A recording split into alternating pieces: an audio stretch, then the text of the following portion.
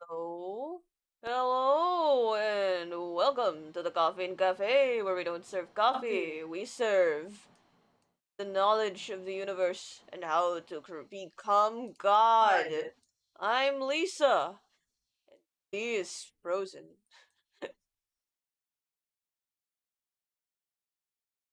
Yes.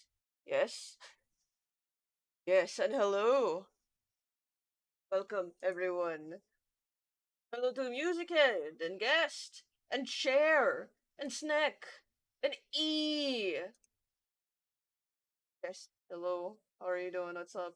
And Sophie, hi, hello. Got back from outside. Why is your brother chasing you? At least it's been a while. Yeah, hello, hello. A while has been a while. I saw like while we were setting up, right? The first question was how did Lisa turn into a demon? And I have to inform all of you that lore-wise, I am a completely normal and regular human being. Normal, nothing going on. How's your day going? It's doing dandy. It's doing okay. Going. It is doing. The day has been doing. Flesh Deadbot. Hello as well. Welcome, welcome. Alrighty. How you guys doing? How's your weekend going? How's your weekend starting? Why is there a woo? Wink wink see. Like full blame on the woo. I smell Caplis as a demon. I know, really, no. Lore wise, I'm literally, I'm human. Literally, I'm like a person. Nothing odd. Sure, like just because someone is vaguely menacing does not immediately equate to non-human. As much as cool as that would be. Wow, Milky. Oh wow, I managed to outrun him. Excellent work, chair. Wait, hold on. I can see that. I can literally look to my left. Do not try. I've done nothing. I am not Puppet Lisa. I keep forgetting. We cannot technically say Muppet Lisa. Legal issues with that, given that not a Muppet, just a puppet, regular puppet, which I am not. But I'm coming close to full fledged kicking. Hell yeah, use that power for good. I was gonna say like unless, but like no, I can't. I cannot tell people to use the power of kicking for evil. What is going on? See, Puppet Lease is a separate entity. I got a sketchbook today, unexpectedly gifted by Ooh, let me tell you, it has a lot of pages. Ooh, is it one of those like really thick boys, like the large ones? Because like growing up, I had like a lot of sketchbooks, and you'd think it's like, oh, you got a lot. Like no, they were always the ones that had like a few pages. They were like fairly thin to the point where I just got regular notebooks instead and just used those. But I think when I reached college, I was like, whoa, they have these really thick boys with really nice quality, and there goes my allowance on stupidly expensive notebooks. Hawk Puppet Lisa. We did. I realized that like Puppet Lisa is like kind of designed, like a puppet, Jim Henson style. That the classic type of thing. I don't know the history of puppetry. I would like to know. That makes me think I would want to make a video on the history of puppets. We know you, Lisa. You have a torso. No, no, not like Clay. No, no. I've done nothing wrong ever. I do realize when you say sock puppet Lisa, it makes me want to design a sock puppet for Lisa. Like, not even like just anything, like IRL. Because we have a million socks. We have a million. I have strawberry socks. I could make strawberry Lisa sock puppet. See, I'd rather trust Lisa than you Zuppet. See, that is, there's like levels of trustworthiness in the cafe. Uh, there's several things. Okay, hold on. I swear to God. Outside is fun. The Gorsh. Gorsh. I misspelled it. Yes, Lisa got it cheap too. That's pretty cool. See, I am absolutely normal. Yeah. Also, this is like just to say this. This isn't your regular stream and whatnot. we were talking about this like for a while now, and we were gonna make like an AMA, like, cause some people were asking like, oh, how do you do this? How do you do that when it comes to art or when it comes to like whatchamacallit, uh writing, because we do like we do our little writing show things, writing things for like Two Cents Too Spooky or our Coptober stuff. So we were thinking, since there were people asking like those questions, why not put them in like an AMA type of thing? Lisa looks like it wants some cookie. Give give cookie. Give give cookie. Give cookie. So like if you guys have any questions on that, let me know. We can. I just thought the first question being on my lore and whether or not I'm a demon, it was barely a question. It was just that Q&A or an art stream. It's kind of both, cause like it's not just an art stream. We have the art stream here, like, cause something chill in the background. If you have anything relating to like what you want to see, we can always like doodle it. Yeah, it's like.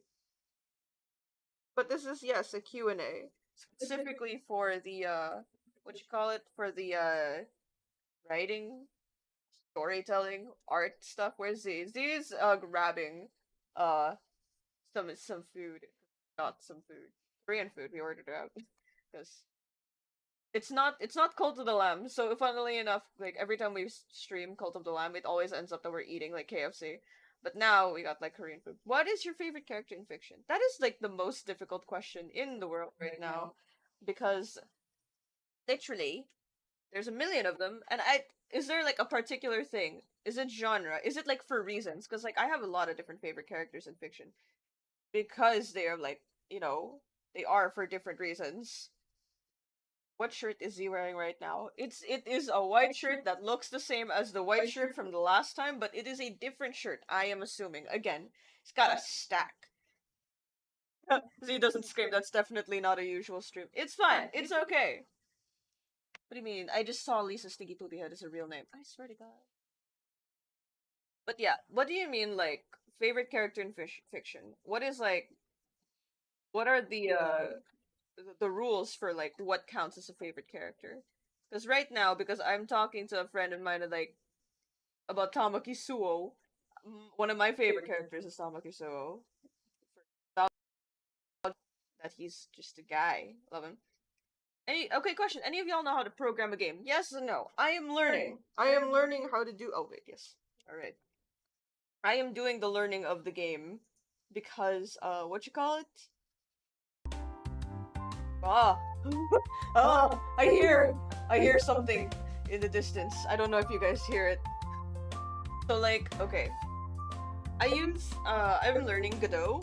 It's a free software, like completely free. Like so that's pretty neato supremo. There's a lot of resources on how to learn it as well. That's cool. Oh my god, the food's here. I'll be right back, guys. There's like okay, give me a second. There's like 5-second break because like the food has arrived. So yeah. Okay, so you guys know those videos where like what's it called? Those videos where you watch what's it called? You watch a run of what's that called? The train game where you run on top of a train. That game. We're gonna do something similar. We answer your questions and do some drawing. We're going to be doing a reverse gameplay stream, where instead of Markiplier being in the corner and the game being the dominant screen, we are the dominant screen while the game goes on in the corner. Big brain move from us here at Koffeine Cafe. Right? This isn't an excuse to just play the fruit game while we explain stuff. Right? Haha, this is not what I've been working on the past couple of minutes. This isn't why I've been quiet this whole time. I haven't been prepping the fruit. What are you guys talking about? You guys have been prepping.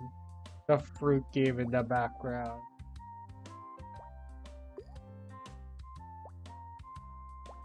You guys have been doing the fruit. I haven't been doing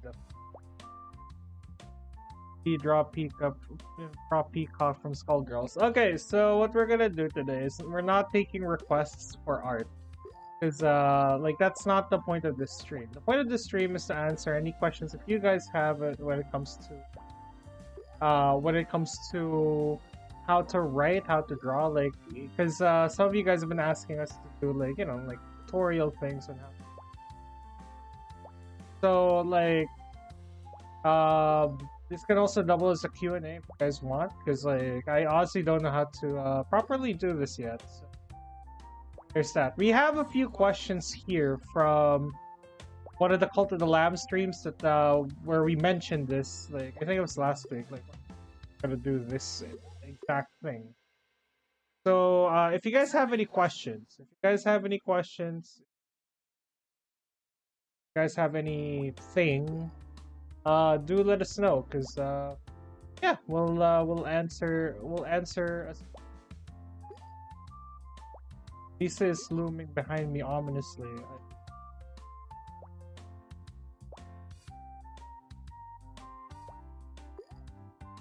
Dancing to the fruit game even though she doesn't hear the music, but she can. Elevator pitches. See, who is your celebrity crush? My celebrity crush is I actually don't know who my celebrity crush is, because like I have only feelings for one girl and one girl alone, but she doesn't reciprocate.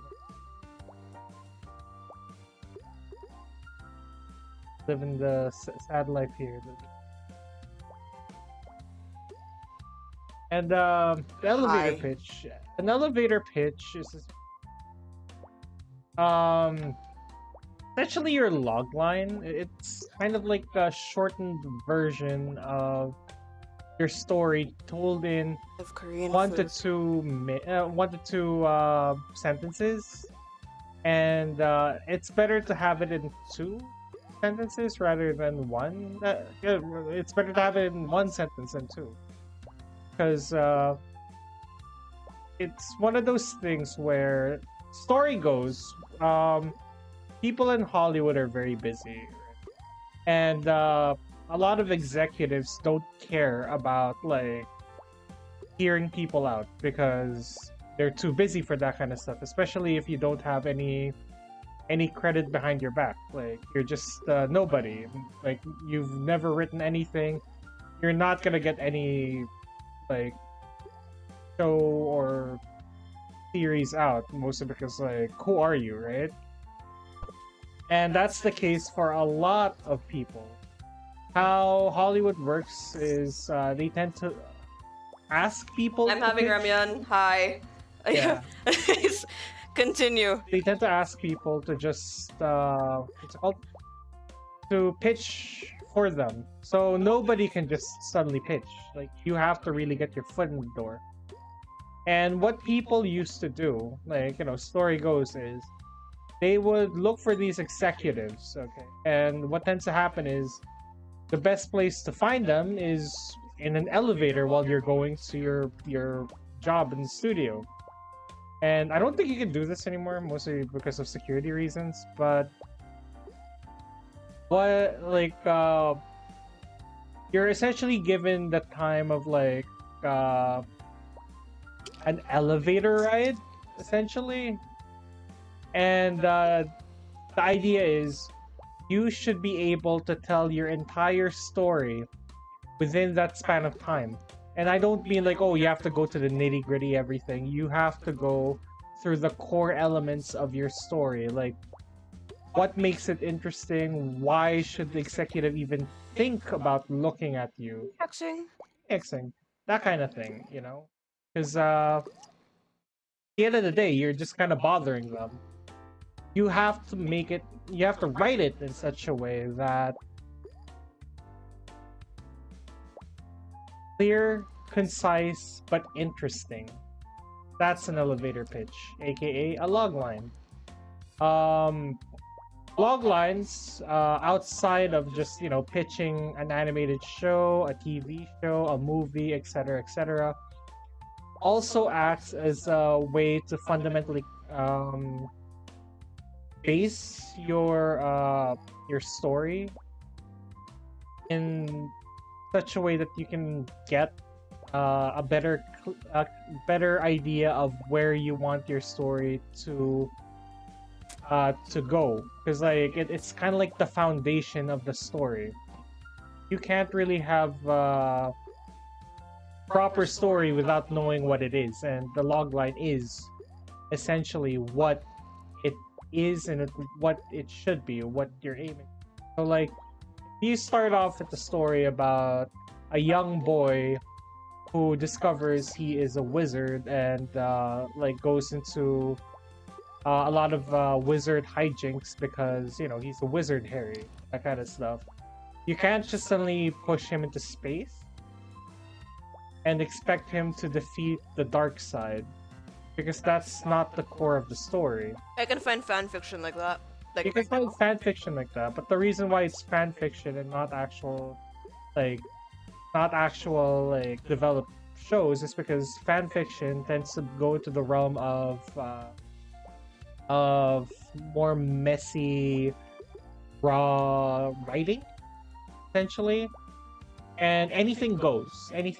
Like perfect example of this is the legendary My Immortal, oh, I love where my it just kind of went everywhere without really having a central theme to it. When you read My Immortal, you don't know where the story is actually trying to go, and that's my point there. Ooh, another question. Hold on, because I saw some that were interesting. At least, goddamn it. There's Zuppet. What's your favorite fruit? Music Head. How do you keep character drawing consistent in animation? And Snack. How do you study anatomy? Haven't been able to study at all during Okay, school. so that's a lot of questions in terms of art. Yeah. I will explain the fundamentals of like keeping things consistent in animation in a second, okay? When it comes to properly studying anatomy, though, there are many ways that I personally prefer to learn how to do anatomy. Oh, What what? happened? Oh. Apparently these can't run at the same time.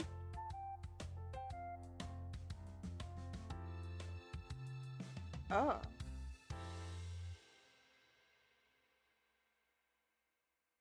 Oh. Oh. Dude, Oh, okay. It's over here.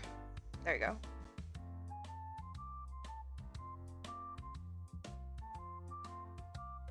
Alright. so one of the things that let's go to anatomy first, because like step by step before consistency, anatomy.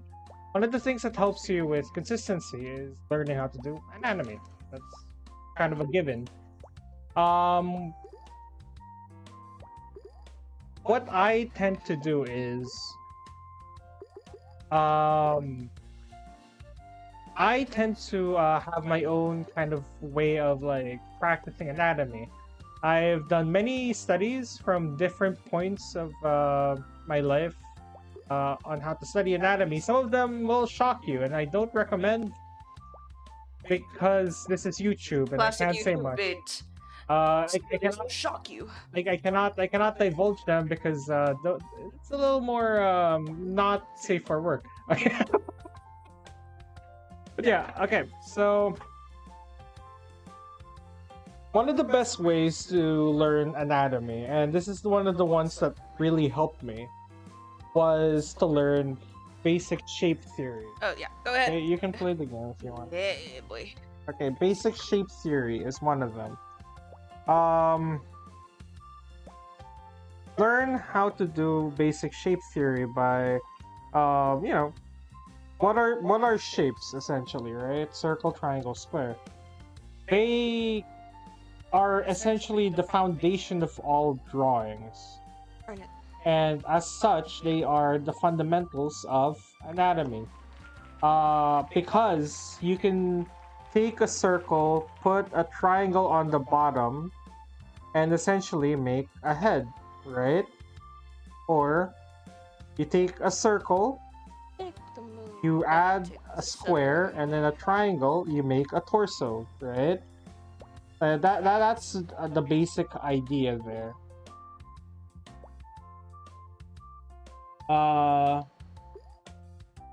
We're not in figure drawing yet, Ian, because what I'm about to teach you is something that not a lot of people like teach, unless you're really deep into like art school. Okay. With basic shape theory, you can essentially draw whatever you want. Okay. YouTube, you don't understand. That's just anatomy practice. Okay, so again, this is the reason why like a lot of people get confused because they don't know where to start when it comes to thing, right? When it comes to drawing. So I've seen a lot of people use different shapes. We'll get back to story in a bit. Different shapes, okay? But the more common ones are the triangle and the circle because obviously, right? Make this a little bigger. So imagine you have like a person, right? You House. draw draw a circle here, that's the head, right? What you can then do is draw a triangle.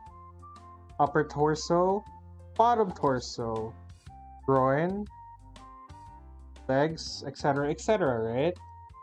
That's essentially building the general shape of the human body. Notice that when I draw here, it's very freehand, it's not very proportional, it's not very ideal when it comes to like the human body. However, when I take into reference Lisa right now and I use basic shapes, I can use, say, a rectangle here, right? You guys can't see Lisa because if I show her, she'd get mad at me. I would be. I draw a triangle here with another triangle here. I draw what is essentially two triangles here with another one tapering off here. Of ramyun. If you guys hear slurping, that's the ramyun. Like, you guys can kind of get the sense of what I'm trying to say here, right? Or if you guys have questions while I do this, let me know. But essentially, what I'm trying to do here is I'm trying to show how basic shapes are used in order to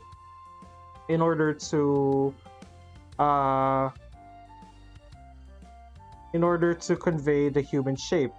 And that's one of the things I don't see a lot when it comes to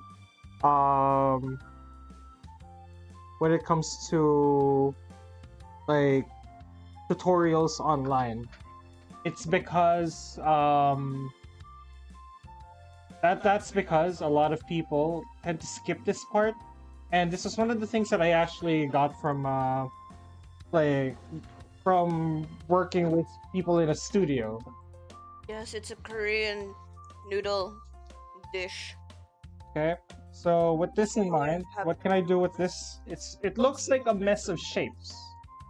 Okay, it looks like a mess of shapes, but if we take this, we can start filling it out really roughly.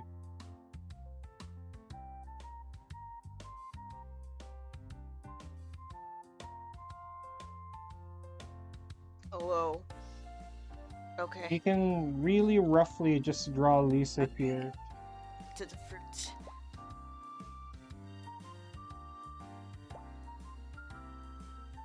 On. Okay.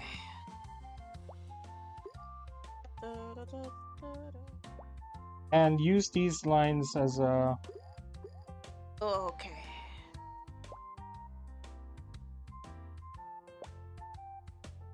As a means to convey a basic shape. Right? Sure. Oh, okay. Wrong way.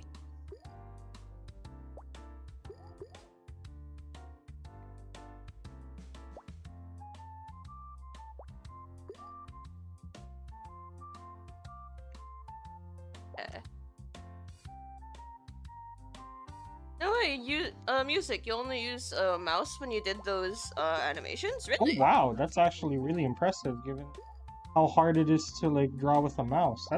I'm actually very impressed by people who can draw using a mouse because I'm not able to.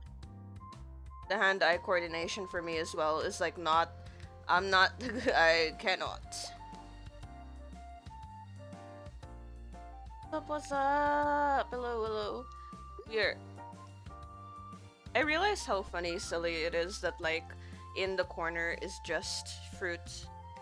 I'm the one playing fruit, by the way, and so wish me luck, lads and lasses. Oh, don't fall, yeah, boy. This is difficult. I made things difficult. I tried drawing with a mouse once and my hand hurt. I used to draw with a mouse when I was in high school because I didn't have a tablet until third year, I think. It was diddly dang hard. What we're having right now is a what you call it? It's not necessarily like a full art stream because we're not like really getting requests. We're just doing an AMA because like we were getting some questions on like not just art but in general story writing ever since like we got actually for a while now, but it's popped up a lot more since our 2 cents too spooky and Cofftober actually. So that's sorry, that was a burp. That's what's been going down. There you go. So you can tell this is a really rough, quick sketch of Lisa eating right now. What? Why do I look so mad? Right? Yeah, these are all like, you know, the what you call it, when you start out in like any drawing, in my opinion, like having a rough sketch is like already really great. Yes. To like show the shape. You can already You can already get like a sense of like a person. This isn't perfect anatomy wise, like by all means. Like I am bad at anatomy. But I'm like from experience, from my own personal knowledge on how to do anatomy, I know how to get there. It's just a matter of like how you guys approach it because like oh, nice. it's just a matter of how you kind of navigate throughout your own art.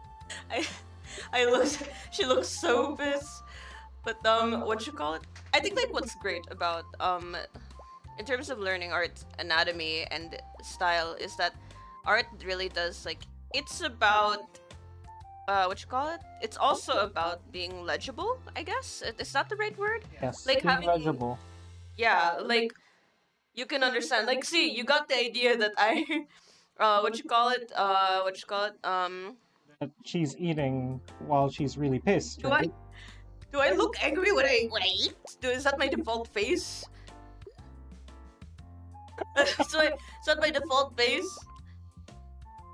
Notice how I'm actually just drawing Lisa's chair right now, and I'm just using basic shapes, but it's giving the general idea of like like a desk chair, right? Or like a gaming chair. By the way, if you guys ever are in the market of gaming chairs, the chairs we have, they're kind of bad.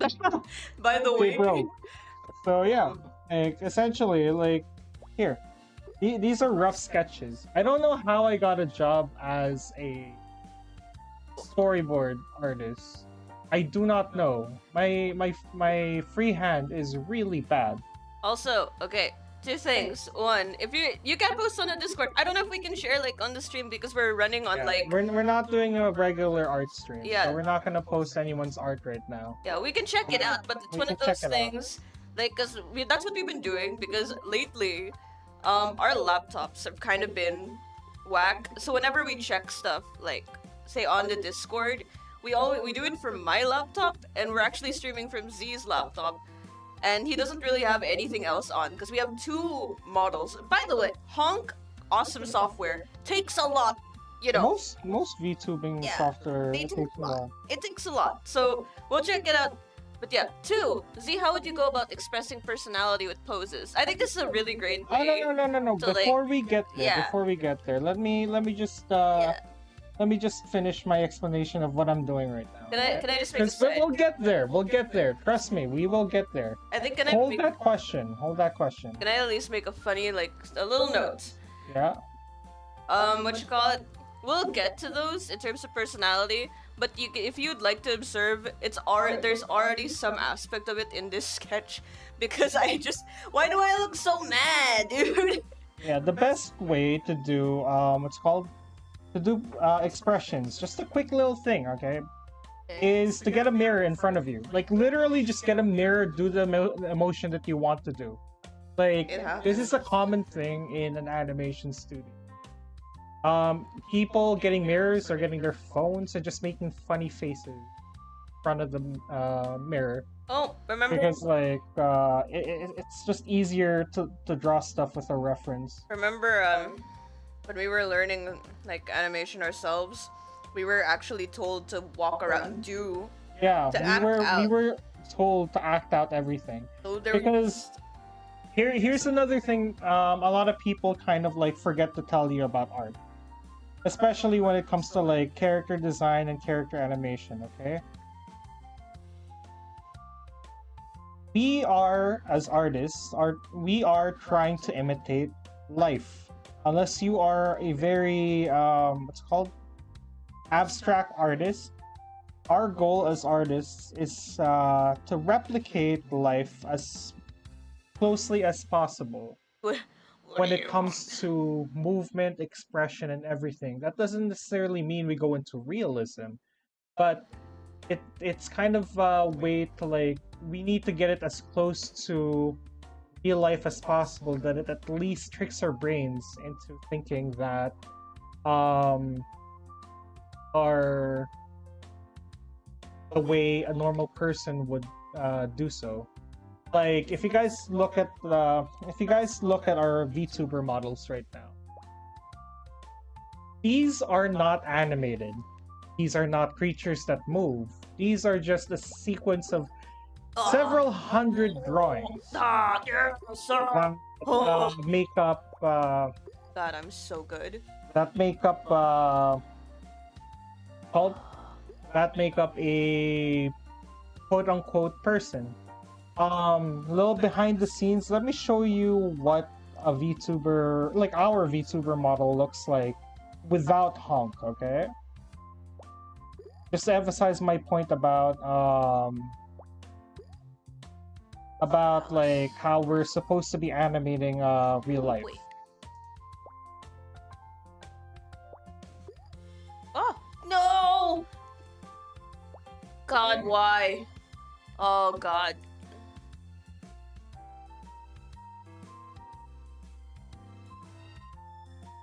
Okay, here. If you notice, these are all different parts. Do you guys see Z anywhere here? Like, do you guys see Z at all? Like, the whole entire Z. The entirety of this folder. Because this is Z. Like, behind the scenes, this is what Z looks like. Like,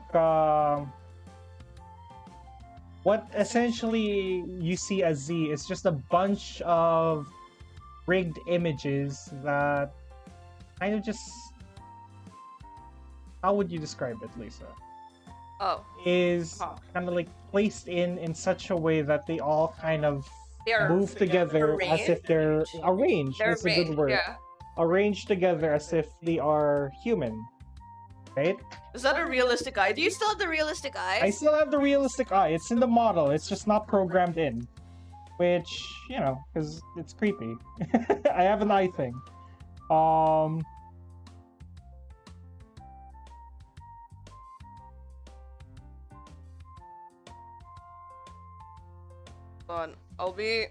I will be typing a bit every now and again because I am Yeah. in between like eating and having food in my mouth, so I can't like so yeah. So yeah, like essentially our goal as artists is to replicate that. God, yeah, Because at the end of the day, that is spicy. if it doesn't look real, like realistic in terms of the human sense of the word, it doesn't work. Okay? Okay, yeah, I totally got that. Absolutely did. If you guys also know how to draw, know how to animate, feel free to like put in your thoughts here too, because I would love to hear what you guys Oh yeah, what absolutely. you guys think as well. It's like everyone has like definitely learned many different things over the. Oh my God, why are you underneath that? Okay, so what I'm doing right now is cleaning up Lisa's sketch to a little bit more of like how I would draw something for a storyboard project, right? Storyboarding is a completely different thing that I want to get into someday, like in terms of like the videos here, but not entirely today. I'm just freehanding it right now because that's mostly what a free storyboarder does. And sorry if I'm not coherent. It's one, I just woke up from a nap, and two, it's hard to draw while talking, or hard to talk while drawing. Oh, Right? So essentially, the idea is you take shapes to a certain point where you are able to get those shapes to make sense as a coherent image of whatever you're trying to draw. In my case, Lisa, right? Like right now, I'm drawing Lisa's toes oh, it's for free. for free, and I'm actually adding detail because I want to show Lisa's toes What? for free. No, you know, oh, so much. We're seeing them. Right? You guys need to join memberships to get full pictures of Lisa's animated toes. We'll like animate them. That's a joke. Legally speaking, Legally speaking, that we is a joke. We are not selling Lisa's peeps. peaks, Yes. nor animated feet gifts. That's different. Oh, but that legally speaking, once again. Okay. Ta-da. Also, Z is like really like great with this. Like, he's taught me a lot. Oh my God! Sorry. He's taught me a lot in terms of art, because he's great at it, and on a technical level, I really like that he's able to explain like the technicalities of it. Right? Consider this as like, imagine those Reddit Minecraft things on the TikToks and the YouTube, right? And Z is like, you know, he's the equivalent of like a professor or something, like trying to explain. Teachers are actually starting to do that. Yeah, like explaining and then having Subway Surfer like Yeah. on the projector. Subway Surfer. That's Yeah, the game. I'm trying to remember as I was speaking. So like, consider this: Z is your art teacher for today, and I am the Subway Surfer player. This is great. Okay. I do So not want to notice. see. Okay. So notice. This is as clean as I can get it. Right now. Without like. Okay. Without going to AWOL on you guys right now. Okay. How did I get from this? From Oh, that's actually impressive. What the hell? how did I get from this simple shapes to this? Right?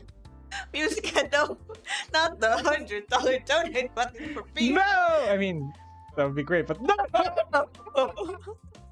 Okay, so how did I get from that to this? It's all shapes, okay? I can keep going. I can spend either 10 more minutes, I can spend another hour, I can spend an entire day I can spend an entire week working on this one drawing, and it will always start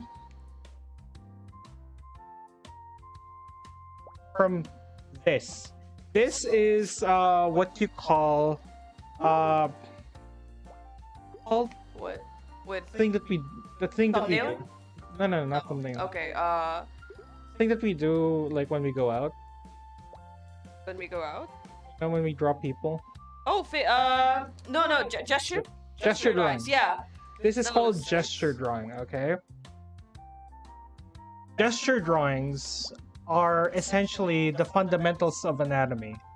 The reason why I went through this entire thing with shapes is because a lot of people do gesture drawings differently. Here you can see that I did this entire gesture drawing with just circles, squares, and triangles. You can go even simpler than this. Hello there, how are you? How are you? You can go even like just either using triangles here, okay? God damn it! Okay, this is all just triangles. It's the same sketch, but all triangles. And by doing so, you will achieve multiple different effects. But still go back to the same type of like the same type of result.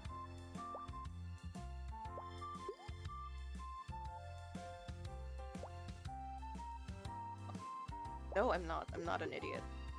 Whoa! Yes. Also, if we're not like looking at chat often, and we're just glancing, it's Okay. because of like one, the explanations. So like I don't want to like interject too much, and two, fruit game commentary. Okay, We'll get to the Um, questions in a bit. I'll do another one with like circles before I move on to like different things, right? What? Whoa, whoa, whoa, whoa. Whoa, what happened? Oh, it lagged. Oh damn. Gracious me. I'm getting ahead of myself with that one. I will teach you guys that in a bit. That what do you mean 0.7? What do you mean? What? Like Z, is that 0.7? Like what do you mean by 0.7? What's 0.7? Yeah, like Like the pen size? oh yeah, actually, is that pen? I'm just using a random pen size. It's currently at 10. I'm just Okay. using random ones. Right. Oh my god. One of the most important things that you can do as well is to make it clear. Oh, this is 10. What pen are you using? Oh, that would also still like be dependent on like, you know. Okay, here's some knowledge for you guys who are doing digital art, okay? I don't know pens. Excellent work. All of my pens are just the basic G pen, which is the most basic pen that you can have. This. Why is that? Because I use a lot of vector tools to make my art look clean. Okay? So if anyone tells you need like fancy pens, brushes in order to do art, you don't really. It's helpful. I look for some too. I use them too. It's just, you know, it's more on preference.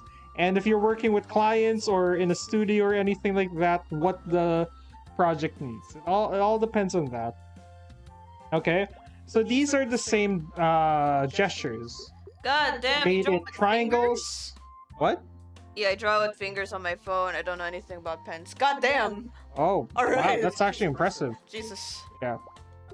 No, G pen. It's called. It's a thing on Clip Studio Paint. Oh my god. G pen. It's the default pen. Okay. G pen. The most basic default pen. It's the pen that you. It's the equivalent of the paint pen on Paint. Like it's the most basic, right? Lisa earlier was using a pencil tool, like the thing that looks like a pencil, right? Very fond of rough This will all go down to your preference. Yeah. I prefer like something that looks cleaner in my eyes. Lisa prefers emulating paper. That is all completely up to you. A lot of people do different things, but fundamentally, okay, going back to shapes, fundamentally, this whole idea of anatomy boils down like significantly to shape theory. Okay, now let me do one with rectangles with a different pose that's not Lisa. Okay, and like you know, the best way to describe gesture drawing is stick figures with a little bit more effort. Also, yeah, gesture drawings are really great, like warm-ups. They're gesture drawing. If you're in a is rut, like, draw yeah, gestures. it's also really relaxing. Oh my god, why am I an idiot? Oh god, Jesus. Okay, this is just me drawing a bunch of rectangles, but you guys can already get a sense of what I'm trying to convey, right? Right? Another thing that you guys might want to know about This isn't... is that depending on your style, depending on who you watch, you will develop your own technique. Yeah. Like how I do gesture drawing is just using the bean theory. This is something that I picked up from the animation studio that we worked in. It's essentially drawing beans, right? Different beans, different shapes, all that. Now, why beans? I like beans. They give me gas. I like But beans, essentially, they give me the idea with the gas. bean is, it's two circles. Okay. Oh my god, did you see? Oh lord, I'm... A big circle and a small circle, and then you just connect them with a tube in between. And they didn't move. Okay. And what you can do is add a circle on top of each bean like this, or you can overlap them depending on your preference.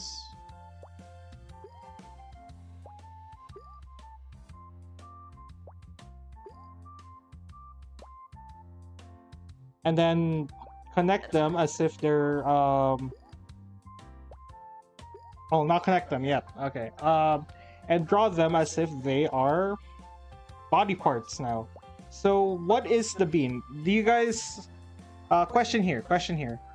What do these circles and these beans have, like, in terms of like relation? Can you guys guess just by looking at it?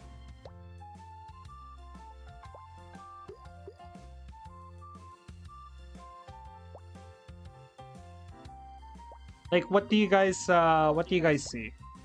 Like, what do you guys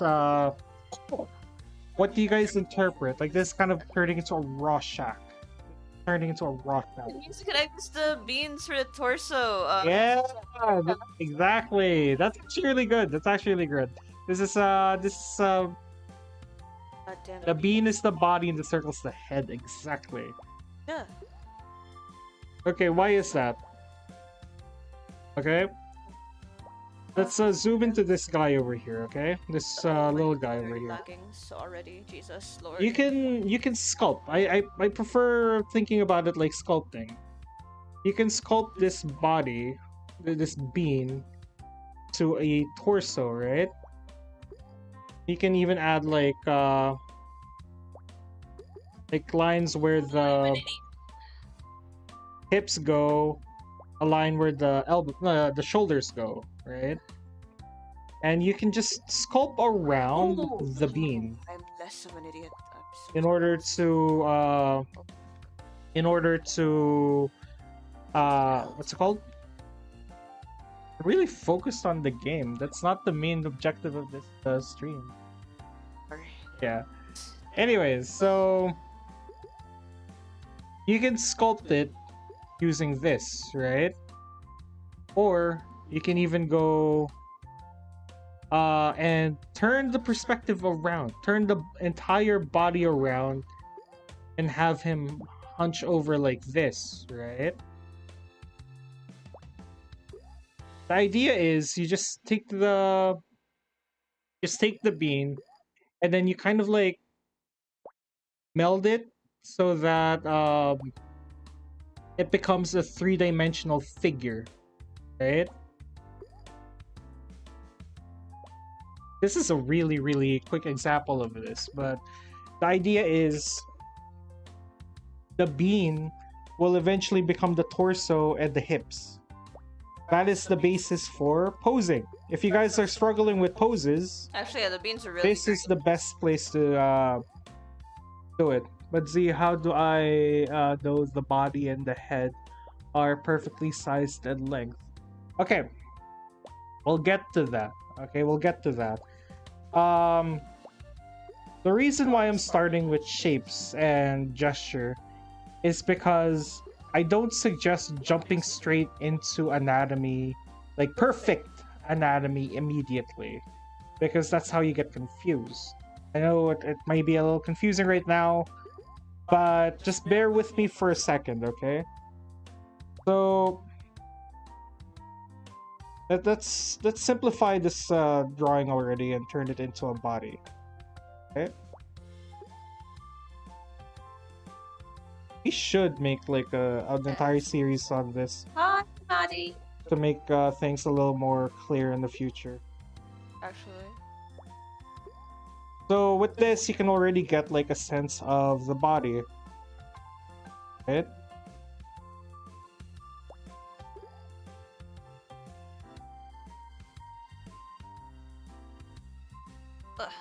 Also, just as like another clarification, like everyone has like different styles, and like the bean, like I personally also enjoy using the bean mostly because my art is a little, I draw a little rounder, and it's all a matter of like what techniques you Yeah. use, and I think Like you I mentioned earlier, yeah. depending on who you watch, depending on who you learn from, depending on where you go, people have their own different styles of drawing, drawing essentially.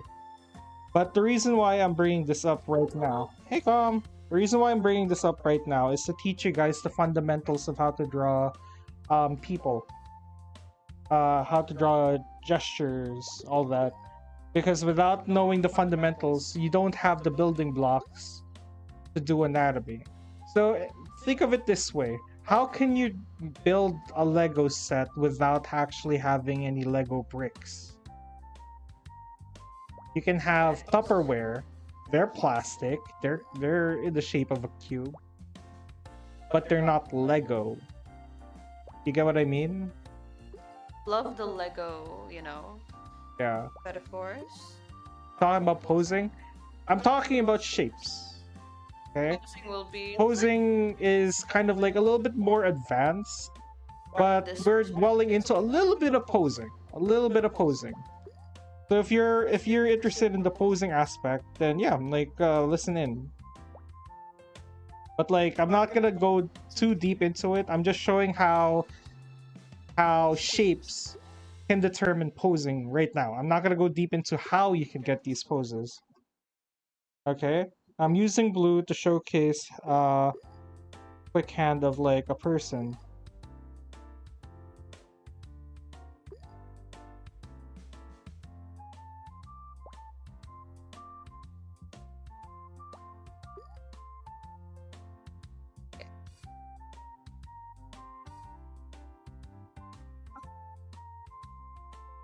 Also, just like for anyone who came in like a little later as well, just so that like I can repeat it, we'll be answering like any of the questions like that came in like after, so that like we don't want to give just like a partial answer to things. So we're gonna be scrolling up for like more answers later on. Hold your questions until we can get to them.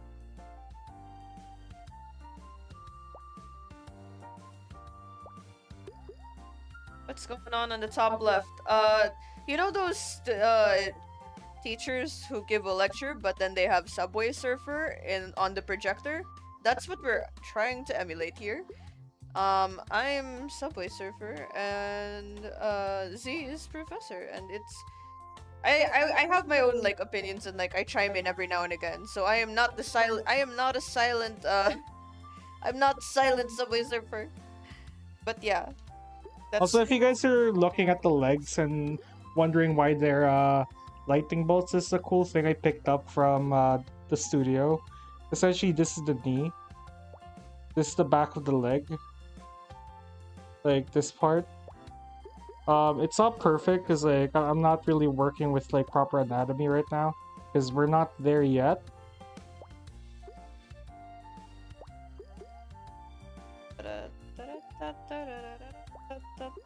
there's a song like that.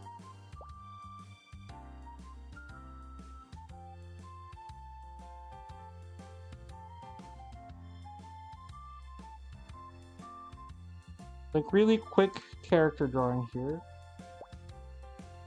Everyone has a different approach. Me, I draw with grid lines. Oh, grid lines actually.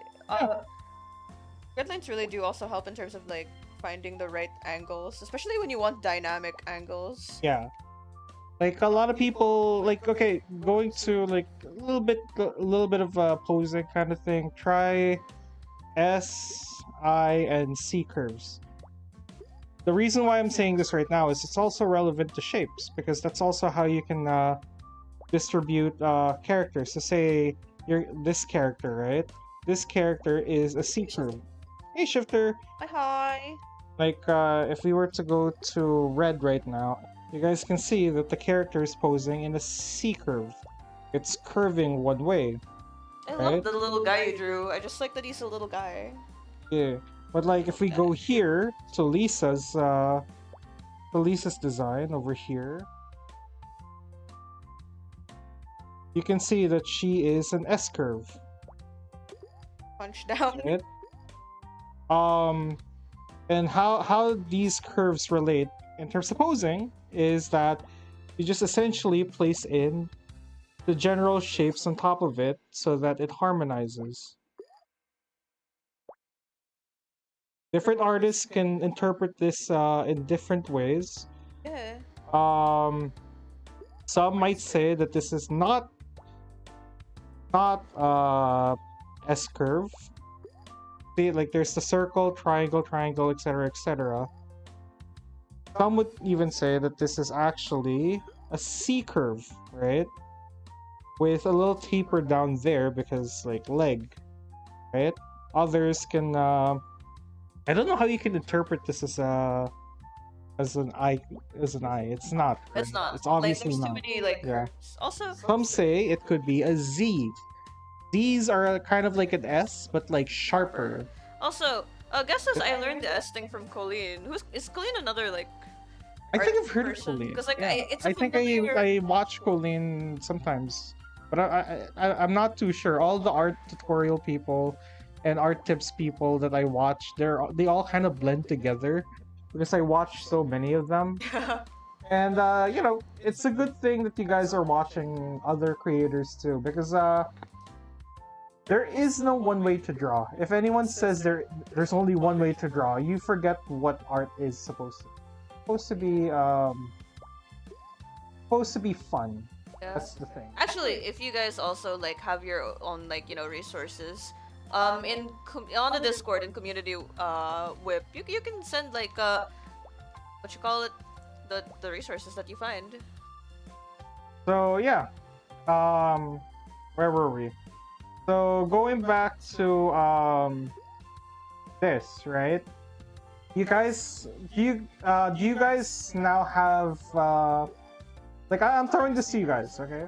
Do you guys now understand the relationship between shapes and drawing people? Because before we move into anatomy, I want you guys to know how to at least freehand. And by freehand, I don't mean this. I don't mean this. I mean this. I mean this. Like using basic shapes in order to draw people. Another way people tend to do it is drawing just stick figures, but a little bit more advanced.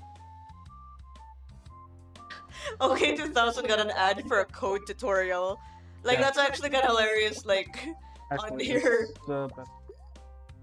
Other people would draw like this, okay? I know some of you guys have seen this.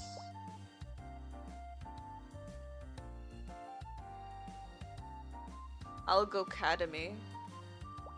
Huh. There's an ad for it. Funny that it's reached here, you know?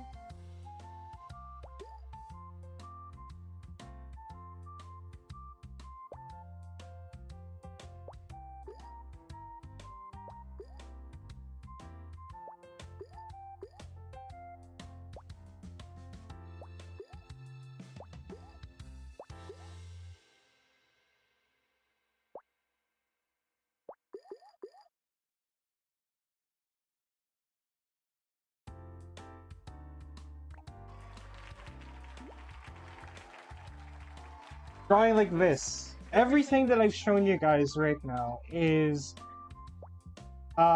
essentially the basics of shape theory and gesture drawing. What's your New Year's resolution after Christmas? Oh my god, I have no idea. Dude, it's to make enough money to like make our animated shows here on YouTube. We're working on it right now, but like we are making like a lot of animated series right now, and that is our goal for 2024. So that is the New Year's resolution. Truly. Who's playing Suika? Hello, it's me. It's Lisa right now. Yeah. Yes. Yeah.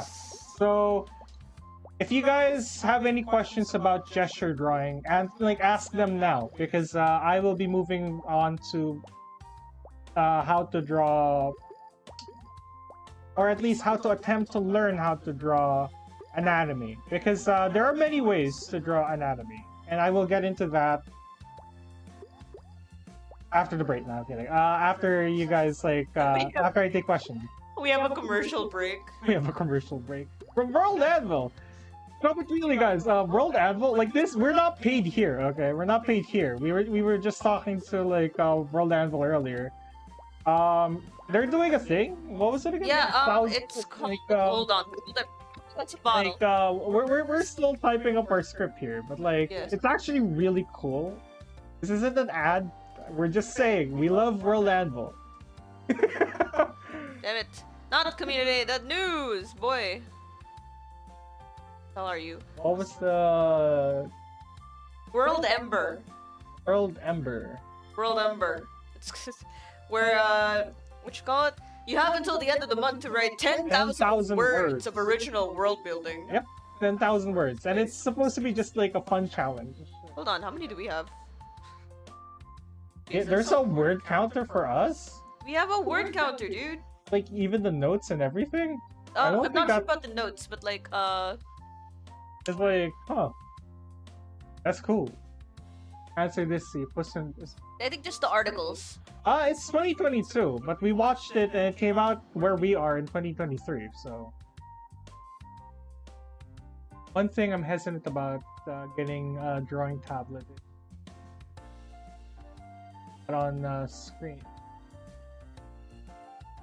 It's hand-eye coordination. It does take quite a bit, admittedly. It does take quite a bit to get used to. Ever since I started using a monitor tablet, like, we actually draw on the monitor itself. On our side note, just as a side note, only on our articles, we have 349 out of 10,000. Darn. Yeah. So, Anyways, 2 more. so, Anyway. so, the idea is that, you just train your body to draw, not by looking on whatever you're drawing at, and actually looking at what you're trying to draw. This is something that I learned in IB, the International Baccalaureate. If you guys aren't familiar, it's like kind of a pre-college high school thing. Z! I took art, Hi, butter. like the higher level art there, and one of the things I learned that they like, when you draw something from real life, you don't look at it. in terms of the art itself. Like, you don't look at the canvas, you don't look at the paper. They told us not to actively. Like, do not look at the paper for the life of you. Because it does this weird psychological thing. It tells you, oh, it's imperfect, oh, you know, all that. You need to learn how to be able to see what you're drawing without looking at the paper. It's really fascinating. I've never had that before, actually. That's pretty cool. Like, this is how you learn how to use the pencil or your thumb as a ruler. Oh, This that is, thing, yeah. This is where you learn how to like pre-sketch everything, all that. Is he spying? I see people art and try. What do you mean? Huh? What do you mean? What do you mean? I'm confused. Anyways. If you guys don't have any, honestly, okay, if there are sponsors watching right now, and I doubt there are, we would love to be sponsored Wait, French? on streams, but we're not. Imagine. Like, if there aren't any, are there any questions regarding gesture drawing and sculpt shape theory? I'm gonna scroll up to see if Because we like missed if there any. aren't, I'll be moving on to how to attempt drawing anatomy. Anime. Yeah. I think like I think what you call it? I don't think there are. Yeah. I think the other questions were like already on like storytelling and whatnot. Yeah. So, We'll yeah. get to those. We'll get to those. But like the reason why I'm teaching this right now is because it's very important into learning. Oh, actually, yes. There is a caveat to that. Tracing. The funniest thing is, there is a heavy debate on like whether tracing is bad, all that. But the people who support tracing, and I don't mean like outwardly just copying artwork, but like I mean like using it as reference, are animators, character designers, and art teachers. Yeah, pretty Because much. like it's the. I see you're ignoring my crazy antics on. Wait, what's Puss in PSBLW? Boots: The Last Wish. No, I answered it earlier. Like, it came out 2022, but for us, it came out 2023 due to a lot of different circumstances. Also, Butter, even if that were, like, if we were to remove it, that still makes the Barbie movie and Across the Spider-Verse is on top. Yeah, exactly. Like, that changes nothing, really. That changes nothing. It's just, Honestly. it just gets bumped up. Pretty much. But yeah,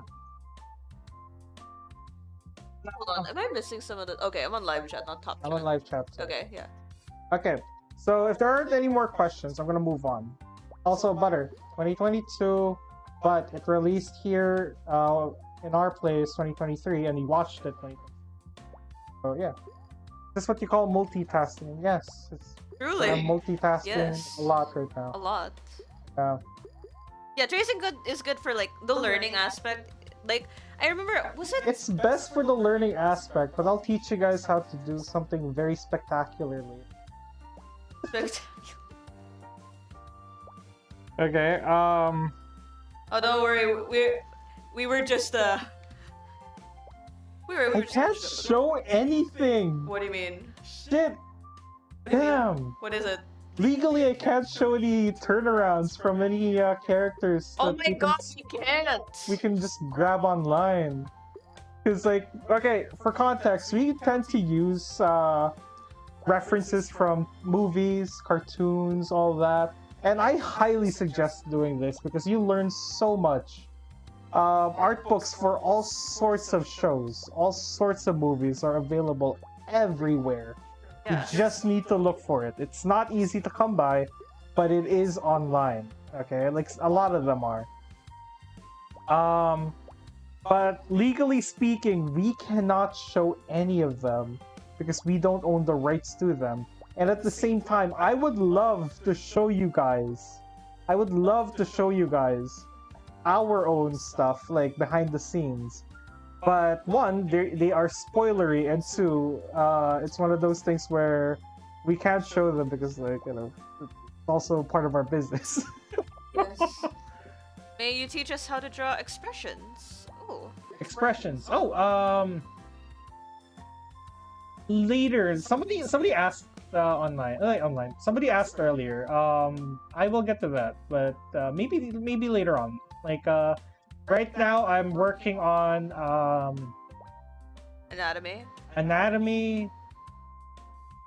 basic storytelling, and then expressions. So you don't really care about spoilers. We do, because we're the creators right Yes. now. Yes. I don't want to reveal too much. That's why. I'll add another question to y'all later, but explain how to make colors look good together. Ooh, For color example, theory. okay. Hold on, guys. I'm going to like mishmash like the questions that are like similar, right? And like as you're going on it, like I'm gonna add to it. That way we can like have a flow. I'm gonna Final thing before I move on, because I actually forgot something. The reason why I'm very loose about gesture drawing right now is because a lot of people can be stick in the muds when it comes to gesture drawings. Trust me, I've seen people try to teach gesture drawings and make it so that it's the only. It's not. You can do basic gesture drawing as well, where instead of like drawing, you use a paintbrush, and this is what people tend to use with what's it called? With painting itself.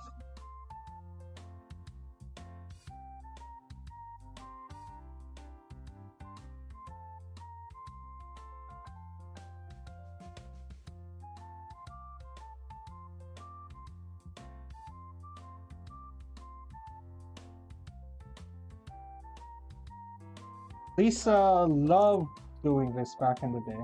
What is this going on? Oh, I'm teaching like how to draw like, gesture drawing, but like instead of like stick figures and shapes.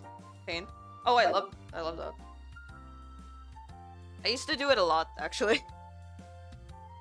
Until Lisa started to Lisa started to panic, in which case like started getting all hard to understand.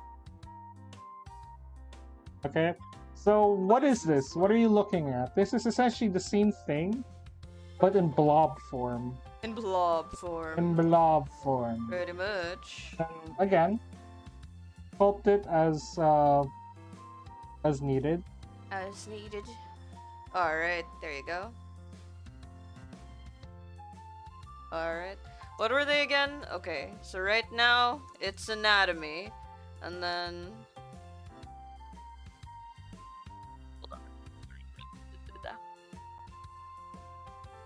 No, not top chat, alt chat, live chat. Let me scroll up, damn. Damn, why can't I? No! Oh!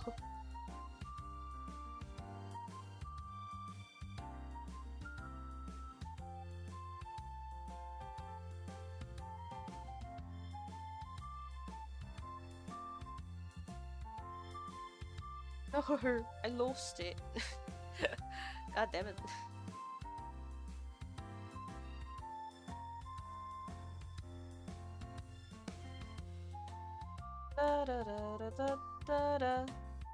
Also, like if it's a little quiet, like Z is like drawing and I'm scrolling up so I can like find like the questions that were mentioned. Like you can save them, but like also hold on. Ooh.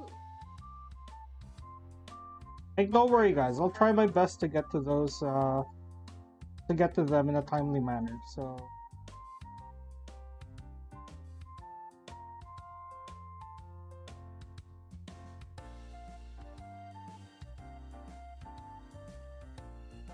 D, what is hard? Drawing the line art or learning confident lines? Oh. if you look at my drawing right now, they're not confident lines. The hardest thing to line art and confident line. Why do I say that? It's the same reason as to why I don't care about brushes. I tend to line art in a very specific way. Actually, that's really interesting because I personally find it to be the opposite, and Yeah, it's also a matter of Lisa actually is better um with confident line. Question: have you done a sus commission for becoming a VTuber? no. Lisa can answer this. No. What I'm being the exposure. Yes and no, I guess, cause like publicly speaking, no. Um, if it's just like me and my friends, sorta nothing like super explicit, but like I play D&D. I don't know how to explain that would explain something if I answer a sort of a semi yes. But yeah, no, I have not had any like if you're asking that specifically so you would know if there's any sus art that either of us have done out in public, none of them are. Commissions, no, but that's how I learned anatomy. Wink, wink, nod, nod. I'm not actually joking. This is actually really good. Yeah. How do I say this? Like by all. Okay, let's just move on to anatomy, okay? You guys get the idea with blob thing, okay? Oh. That's why I drew you. Okay, also, can I just make a side note in terms of line art versus confident lines? Like it is like I know you have your answer with like confident lines versus line art.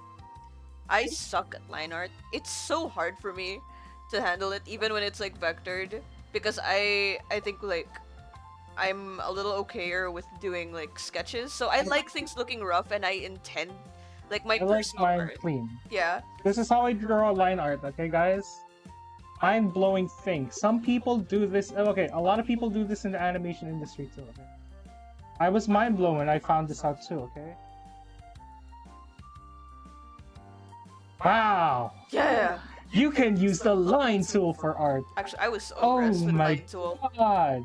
I still struggle with line tool. Not gonna lie, when I was, you can also taper with it. Like, I think, I'm not sure Yeah, if you it's, can, you can. yeah. I I'm not don't sure if know. it's a thing in other programs, but like Clip Studio allows you to like taper, which is really nice. Yes. Random Like, question. Favorite color? Green. Yellow. Funnily enough, yes. That's. It's Yep. if it's not evident, it's green and yellow. I do also like green, but I prefer deeper greens. I know you like apples green type, but god damn it. So if you guys notice, this is coming out fairly clean, right? And the reason why I specifically use the vector line tool is because this is a technique that I picked up from the studio I was working on, but specifically when using what's it called? Toon Boom Harmony. Yeah. Also, in terms of not having Clip Studio Paint, like admittedly, there are a lot of free software that have been like implementing features similar to Clip Studio because of how good it is. So Yeah. you don't have to be so worried. Like I You think. don't have to be worried. Yeah. Here's another thing, okay? You don't need to have a tablet. You don't need to have fancy software. You don't need anything specific in order to be a good artist or illustrator. Like, you just need to know the basics. And what I'm trying to teach you guys right now is the basics. Except for this line art. This is just me. The line art's like. But yeah, look, it's so clean. It's so nice. It's so clean. I can touch Lisa's bangs now. What? Oh, my bangs. Right? Oh. Anyways, so that's how I do line art. I'm not good with confident strokes. If I do it with this one, what I like to do, and this is again a feature on Clip Studio. I can't do this for shit with other programs. Is I raise the stabilization to 100. I draw the lines confidently like this. I'm trying to remember. Notice overlap, okay? Like this. Like this is just me, okay? Like I am heavily aided by computers right now. And that's completely fine. And please do not take my words as like I'm supporting anything more than just the eraser tool. Yes. The biggest thing that we can support right now, eraser tool. Yeah, okay. I just erase the vector lines. That's why I like doing the vectors. It's easier to clean up. Yeah. But notice how it's imperfect, and then you go to this one, it's a little cleaner. Actually, It really is just dependent on your style. also, Scott Pilgrim Volume 1 to Volume 3 has this type of messy brush strokes. But like, I prefer it looking like cleaner, more balanced line art, mostly because it looks cleaner in my eyes. But you know, it really depends on the artist. question, how much was art school? Are you still in debt? Is life a never-ending debt? What is life? Am I alive? You're gonna hate this answer. I never went into debt. Because I went to like how would I describe it? Went to a college that was like, I guess, like I didn't have to apply for anything because like in terms of college, I didn't have to apply for any like grant or anything because like, how do I explain it? I guess you don't. That's not really a thing here. Yeah, it's not. Really a thing. Yeah, it's not. We don't go to the government. Like in our where we are, the thing is, we don't rely on the government too much to go to college. Some people do, but it's not as rampant as the U.S. So student debt, I don't think is. Yeah. I mean, I could be wrong. I don't know how it is for other people, but from the people that I was with here in college, like, Yeah, not a thing. for the most part. Yeah, in terms of art school as well. When it came to when I say art school, I actually refer to the apprenticeship program that the studio I was working at had. It's more of a training program for animation. Well, animation and storyboarding. Wait, what do you mean? What's with Lisa? She looks tired. That's just apparently how I look when I eat. Yeah. As a default, I don't know. So essentially, the idea is it's more of a workshop training program than art school, but it does breeze through a lot of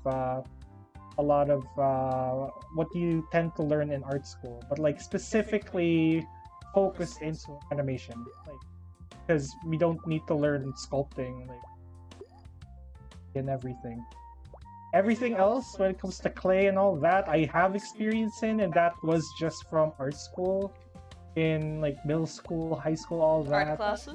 Art classes, all that. But mostly because like a lot of the teachers I had were actual artists. Like that was just their job on the side, I think, and they actually do art. And they're very passionate about their own craft, and we had to be very passionate about it too, or else we would fail. Pressure. Not that I'm complaining, I learned quite a lot. Like I can do clay, I can do ceramics, I can draw, paint. I am not painting's not my strong suit. Origami, one of my favorite art methods. Origami for Yep. like one of the classes. Sculpting with wire, sculpting with Why? paper mache. Yeah, wire. It hurts a lot. Okay. I fair enough. opted not to use wire as my as one of my final pieces. I used what was it? Not charcoal. Ink and wasn't charcoal. Oh. I forget what the medium was, but like I had to help one of my friends with the wire because they were kind of struggling with it.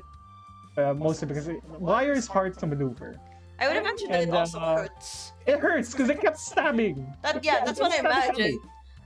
Stabby. Yeah. I can only imagine if I did go to art school. I did have the urge back then before I started college. Honestly, my recommendation is not to if you can't. Because a lot of the stuff that you learn in art school, you can find online now. A lot of professional artists as well have they have their own courses, programs on how to learn how to get, and not just tutorials, like actual programs. Courses. Like one of my favorite ones actually. And I personally haven't enrolled yet, mostly because I'm like I'm saving up for it, guys. No, I am saving up for this. Okay. If you guys know Fairly Odd Parents, if you guys know what else did you work on? Yeah, if you guys know like character designs from like way back when, like in the early 2000s, mid 2000s. Oh wait, I think I know. Yeah, there's an artist called character designer called Steven Silver, and his art program you can just sign up on his website. It's a little pricey, but he will teach you everything that you need to know about like character designing. There is a free newsletter. He does like He has a free newsletter. like he has a lot of resources that are free. Resources. It's great. It's great. But like if you want like the hands-on, it's pretty cool. We're not sponsored by him. God, we are not. I don't He know. would tell you. We would cheer if you were sponsored by anyone. We would Right. openly. Which leads me to my other thing. If you guys want like an online school, I was looking at this. I know Lisa was looking at this as well. CGMA is a university we were going to join into before the It's like an pandemic hit. online university. It's an online university for like it's like an online art school, but specifically for media and stuff. So yeah. Question: I lose my confidence and hope in people when I see one. Is Bo Burnham right? Art dead? Well, depends on how cynical you can get. If anything, it's not that art is dead. It's that the artist has lost the will to paint. That's how I see it. As long as an artist is their tools, art can never die. Because at the end of the day, that's just like, art is just the imagination of the art. Yeah, Not some robot, mind you. Not to mention, it's all about if that's the thing that you see, it does also depend, or not really depend, on like what spheres of like art do you see this from. I know from like our perspective, we delve a lot into, at least currently, the animation sphere, game development, that sort of thing. The blue dot on a canvas is not something that we see every day. So yeah. Depends. I've seen paintings where it's literally just a white canvas. I've seen paintings where it's just a line on Yes, we have canvas. seen. Not to denounce them. Like these are like very specific artists who have very specific styles, very specific like backgrounds. Like just a big blank canvas of blue. Forget the artist's name. I remember saying that, yeah. But the reason why this is like big art, like like big art, is because how flat the paint is. So flat that it looks like perfect, and you can't just get that with a roller, because like roller gives you like a weird texture, paper almost. No, this is like almost like a TV. Huh. And that's how I didn't remember that, yeah. or like the line, like I saw the artist draw a singular line on a canvas, and that's art. Why? Because they spent their entire lives perfecting the perfect straight line, and if you actually put a ruler to it, it's a perfect straight line. Okay, bye guys. Oh, bye guys. Take care of yourself. Okay. Great. Okay, so let me get into anatomy. So how do you learn anatomy? How do you learn anything? Like with gesture drawing, it's all sorts of things. Oh my god, the new Scott Pilgrim's so good. As a side note, because I saw the words. It's good. It's really good. I love it. But like, if I were to talk about Scott Pilgrim right now, we would need another 7 hours to talk about each 7 evil X. But 7 evil X. Add an additional 2 hours per character, and 5 hours for my own personal trauma from Scott Pilgrim. Yeah. So true. What's the most complex food you? Oh, that's difficult to say. Oh, that's actually a hard question. Like in theory, you can cook anything, but like the most complex I've ever made personally is. Oh man, I'm not gonna make this one.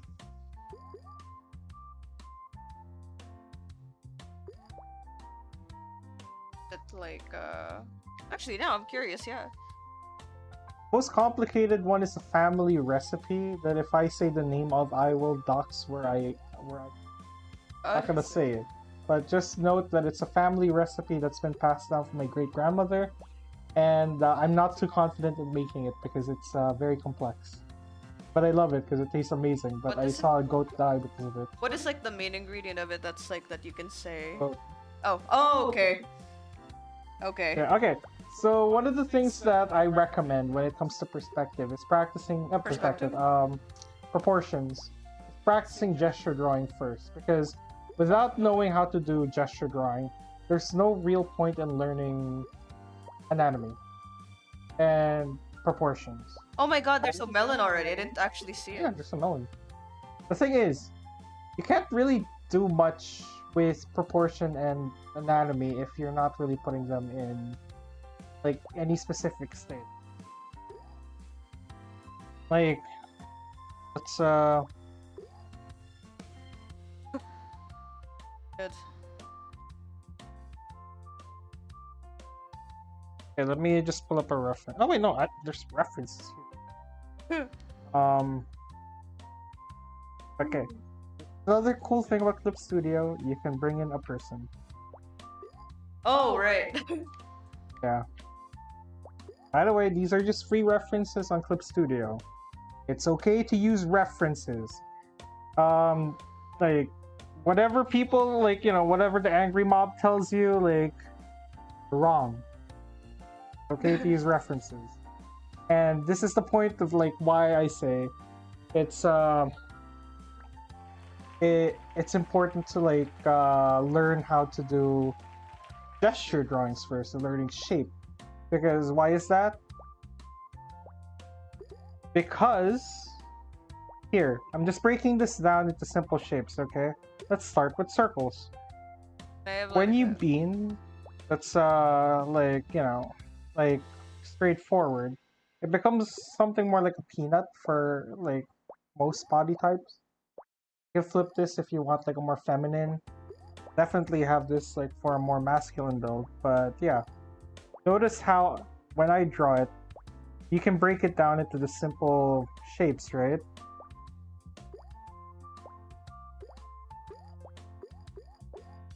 Like, there are two questions right now.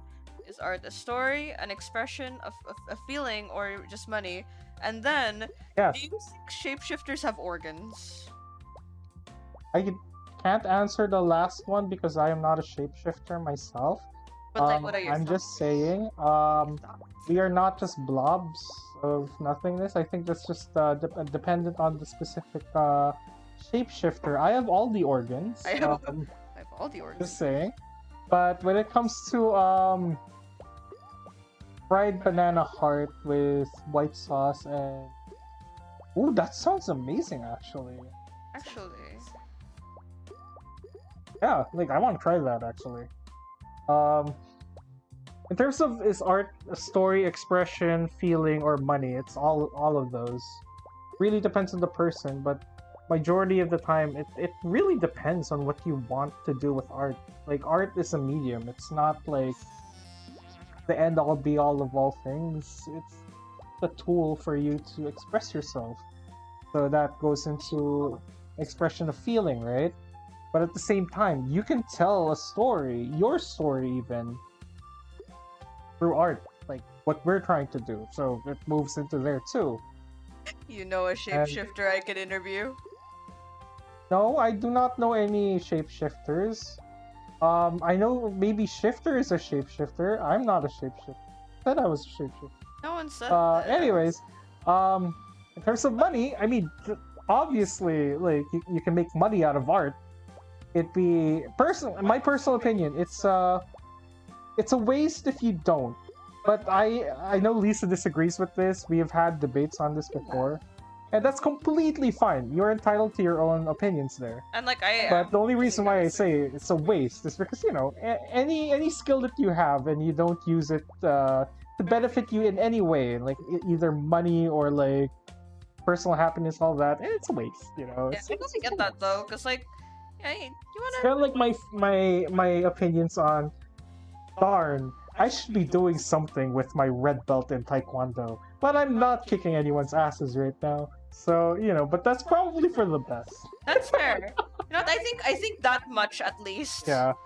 But again, going back to this is the reason why I say, human. Back. Oh, hexing. Is there any advice you can give on coming up with names for people and places, especially fantasy settings? Actually, This is gonna sound a little weird, but I know a lot of authors do this, and don't be surprised if don't be surprised by this because it's kind of a no-brainer when it comes to names. Google baby names. yeah, dude. If it sounds cool, go like, you know, just take it. There's nothing. Like, I use baby names all the time.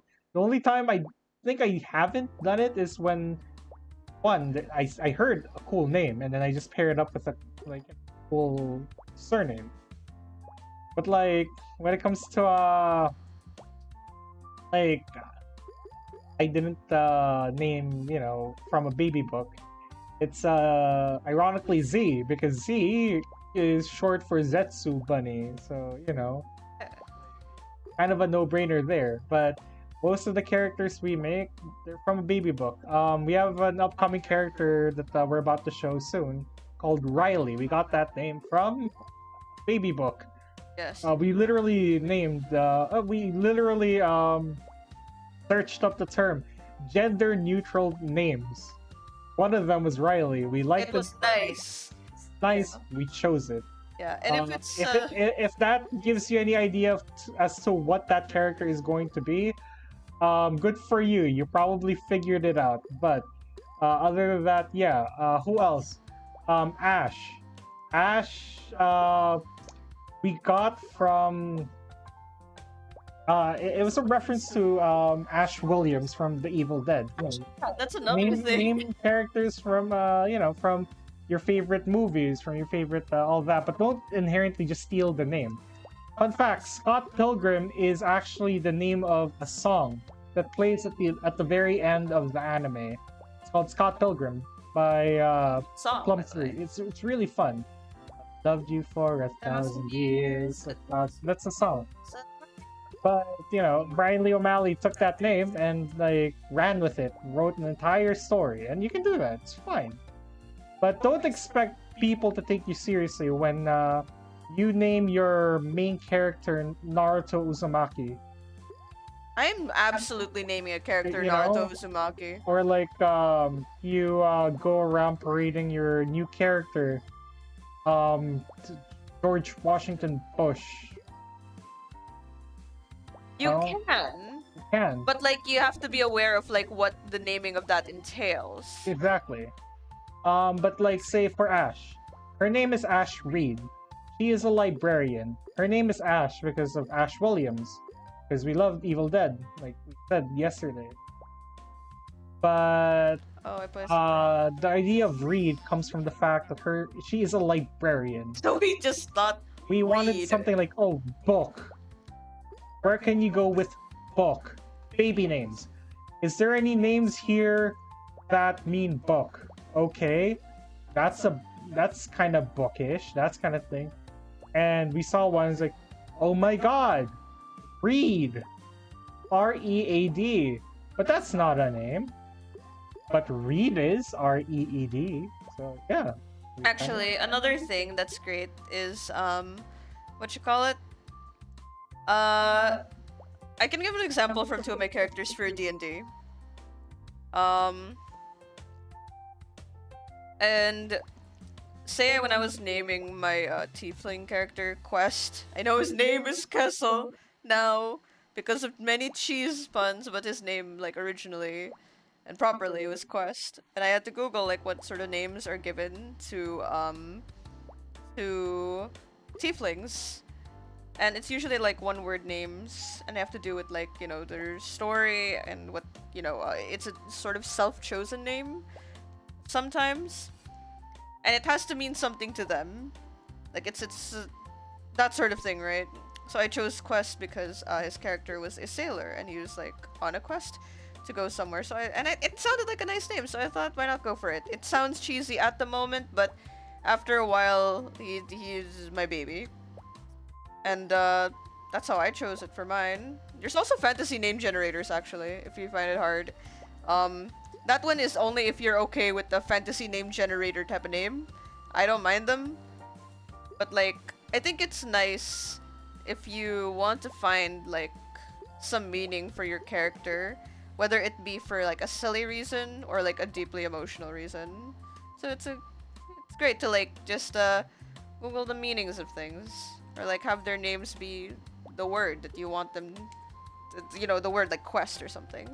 Okay, so while Lisa was talking about how Yes. she does some naming schemes, what I'm doing right now is I am taking the things that I taught you guys earlier in terms of gestures and I'm applying it right now. Also, Okay. the fact that the character's name is Vermilion, but the color of Vermilion is red, and his appearance is completely different. Genius move, actually. I love that. God bless. Lisa, is your OC still alive? Guess has been dead for months. He's dead, man. He's Hasn't gone. he died like for a year?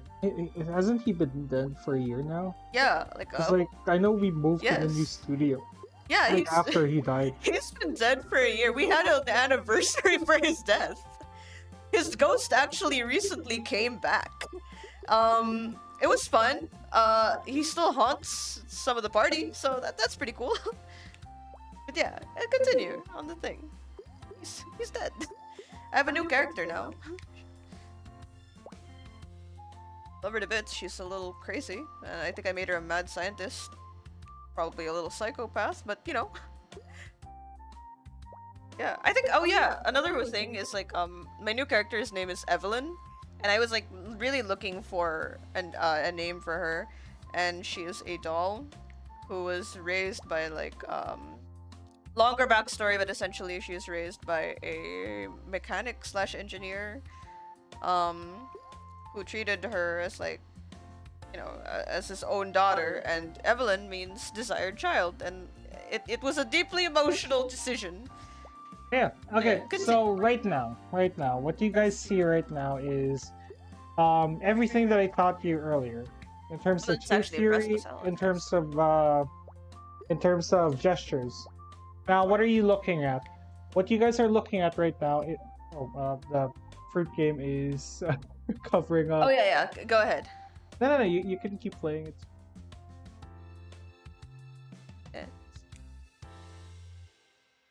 Also, finding random syllables and then meshing them together Doesn't work as well as Yeah. people tend to think it does. Yeah, but Because you can accidentally say a bad thing in another language. yeah, but I'm impressed. I only don't use that because I am not very good at them. Here's the rule of thumb. Okay, just remember there's this video going around of this little girl who thought that she came up with something cute, but it turned out to be very inappropriate. He shorthanded "see you next time." Oh no! I'm not gonna say how, but let's just say it's not the best if you were to take out the context of like, oh, she's just playing around, you know.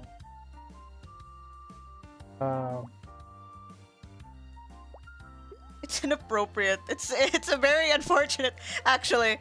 Also, Okay. yeah. So going back to anatomy. Yeah. What is this? What are you looking at? How does this relate to anatomy and proportions? So this is 5 different ways of drawing gesture drawing. And what I've done is I took what Clip Studio claims to be a proportionate 3D model of a man. I'm not sure if that is true, I don't know who stood in, like, to get modeled first, but I'm pretty sure the artist who designed it is, has experience with human anatomy, and I'm just trusting their word on it. A lot of artists actually do this. They use 3D models and they draw over this. A lot of manhwa does this quite often. Like, they use 3D models for posing, and then they just draw over it. That's completely fine. Completely fine. There's nothing wrong with that, okay? But if you guys want to learn, how to do it freehand, my suggestion is do exactly what I did here with how you guys want to do gesture drawings. Here are 5 examples from the squares on the left, circles with the beam, paint, the more traditional stick figure, and triangles. I did like a combination of that with Lisa earlier, like, circles, squares, etc., triangles. But it really depends on you, okay?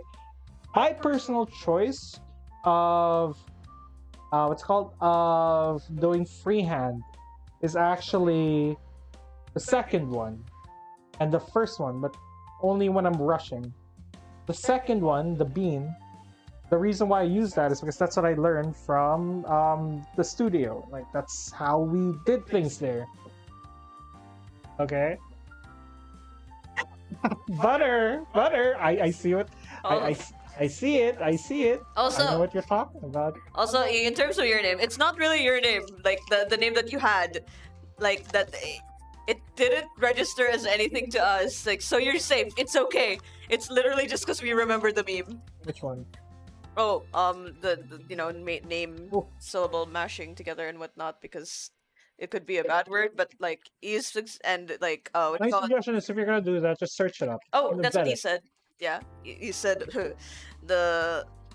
humanity, like they're fine with it. You the names, like the word doesn't seem to register as like any word. We literally just remembered the meme. Oh yeah. So why would you do this? If you hear rustling, that is also no food.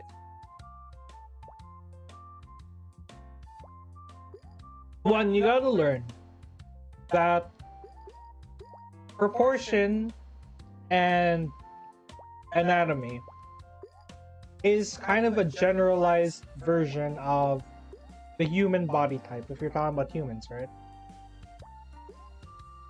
It's not necessarily something that can be applied to real life when it comes to, like, a one-to-one thing. Because everybody has a different body type. Everybody has a different body shape. A man can have a more feminine structure in terms of anatomy-wise,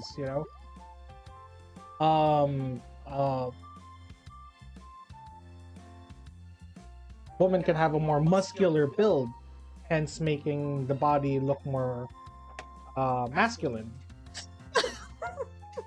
Right? You can have like body types that are tall but like really, really lanky. Or you can have someone that's short, really round, but not fat. That's the interesting thing about human anatomy. It can go in any way, any shape or form. Humans are so unique that, like, not one person looks alike unless you are Margot Robbie and and what's her name? Samara Weaving. Samara Weaving. My God. My God, they are the same person. They're both gorgeous. Both gorgeous, both the same. I know there's nuances. God damn it. What happened? Oh darn. Yeah. Okay. The reason why I don't like to teach anatomy immediately is because you learn anatomy through a base. Without learning why that base is. kind of like reading, like you difference between learning phonetics, like how to actually say it, and just seeing letters. Like, you know how to say the because you know how to pair up H, which makes a th sound, and E, right? The. But if you were to just read it as like, you know, individual letters, P sounds like T, H sounds like H, E sounds like E. So when you read it just by individual letters, it will say te, right? Or te, right?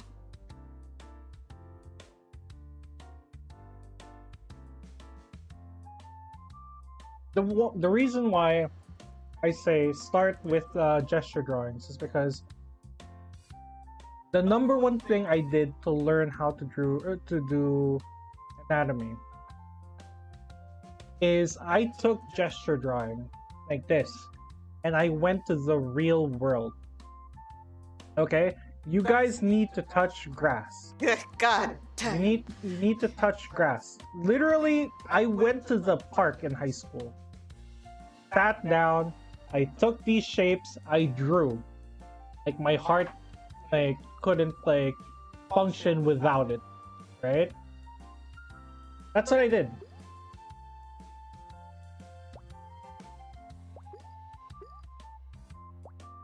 Draw people in different poses. Draw people in different situations. Are they just standing around? Are they walking their dog? Are they petting a cat? Are they kissing? Are they accidentally shitting themselves in the middle of the park? Why do I feel like that? That's a little specific. What have Very you witnessed? specific. Don't ask me anything. What have you witnessed? Did they fall? Are they jumping? Are they like having a bad hair day? All of these contribute to like some sort of knowledge of anatomy because you're not just drawing them, you're simplifying their body into simple shapes. If you want to learn anatomy, you try to keep it as close to their body shapes as possible. That is one of the things that I did to learn anatomy. Like, if you noticed earlier when I drew my first gesture drawing, I think I deleted it. I shouldn't have. It was very messy because like I didn't have a proper base. And it's like, for me, it's hard to draw something without a proper base. I use a lot of references to get like anatomy right. I know there are people who can just get anatomy like perfectly, but most people can't do that. You need to look at references. And well, if I'm not drawing anything, if there's nothing going on screen, I'm eating a sandwich right now that's been attacked by flies, and I don't care at this point because I'm. Also, can I smoke grass with barbecue sauce with a side of curly fries? No. Onion and lemongrass. Wait, why are you smoking onion and? Oh wait, is that like a thing? I mean, barbecue sounds real nice right now, actually. God damn it. Damn. It's Korean food. Fair enough. Fair enough. There's a place outside. It sells barbecue. It's really good. Oh, it's so good. Your teacher tell you to look at booba for anatomy. How many booba did you look up? How many Say that word? can't say that word here. I don't think we Is can. naked anatomy still in art school or remove it? I think it depends on the school, honestly. I didn't do how do I say it? Okay, so I bought this new dartboard, okay? That came with a new dart, okay?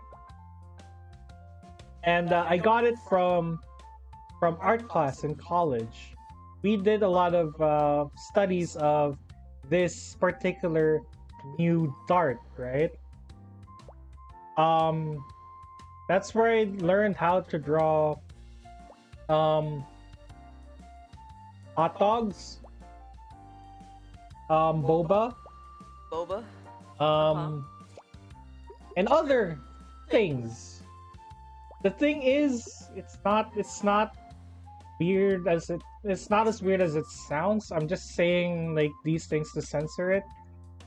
But if the rule was if you were inappropriate about it, you will get expelled.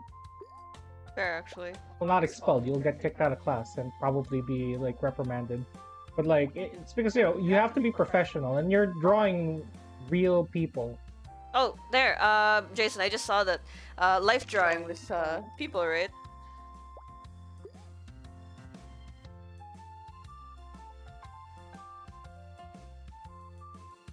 Right? So the idea is, if you really want to be serious about learning that, really go deep into that, you can. It took me an entire summer to do that with like resources I cannot share anywhere Anywhere. for reasons. But that is an option. You will learn a lot. You just have to take it really seriously. That's all I'm saying. Anyways, going back to this. What I did back in I think it was high school was I did this exact same model over here. One of these. I forget which one because I didn't use the second one. I think it was the first one first. I drew that, kept it on a singular page on my sketchbook, went out and tried to contort that body to match the poses of real life people. Okay? Like I went to like the grocery store, the cafe, like the park, like I said before. Don't do it in the cinema, you won't see anything. I learned that the hard way. I love that it was from experience. You think you can do it because like the screen is bright, there's a lot of characters on screen, like you can do that. Do it on the TV. A lot brighter. You can see your own page. Yeah. Don't do it in the car. It's hard. But hold on, give me a second.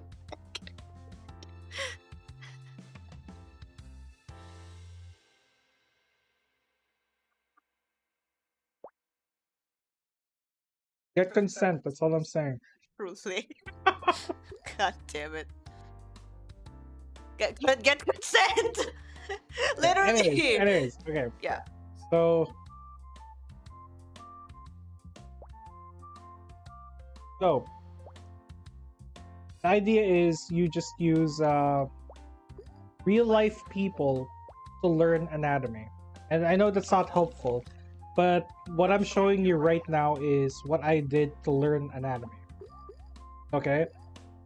Take this base, freehand gesture drawing. Like, be loose about it at first, and then start applying it to this. Go look for a person that's just looking straight in front, like an actual person, not a cartoon. And just put it into one page.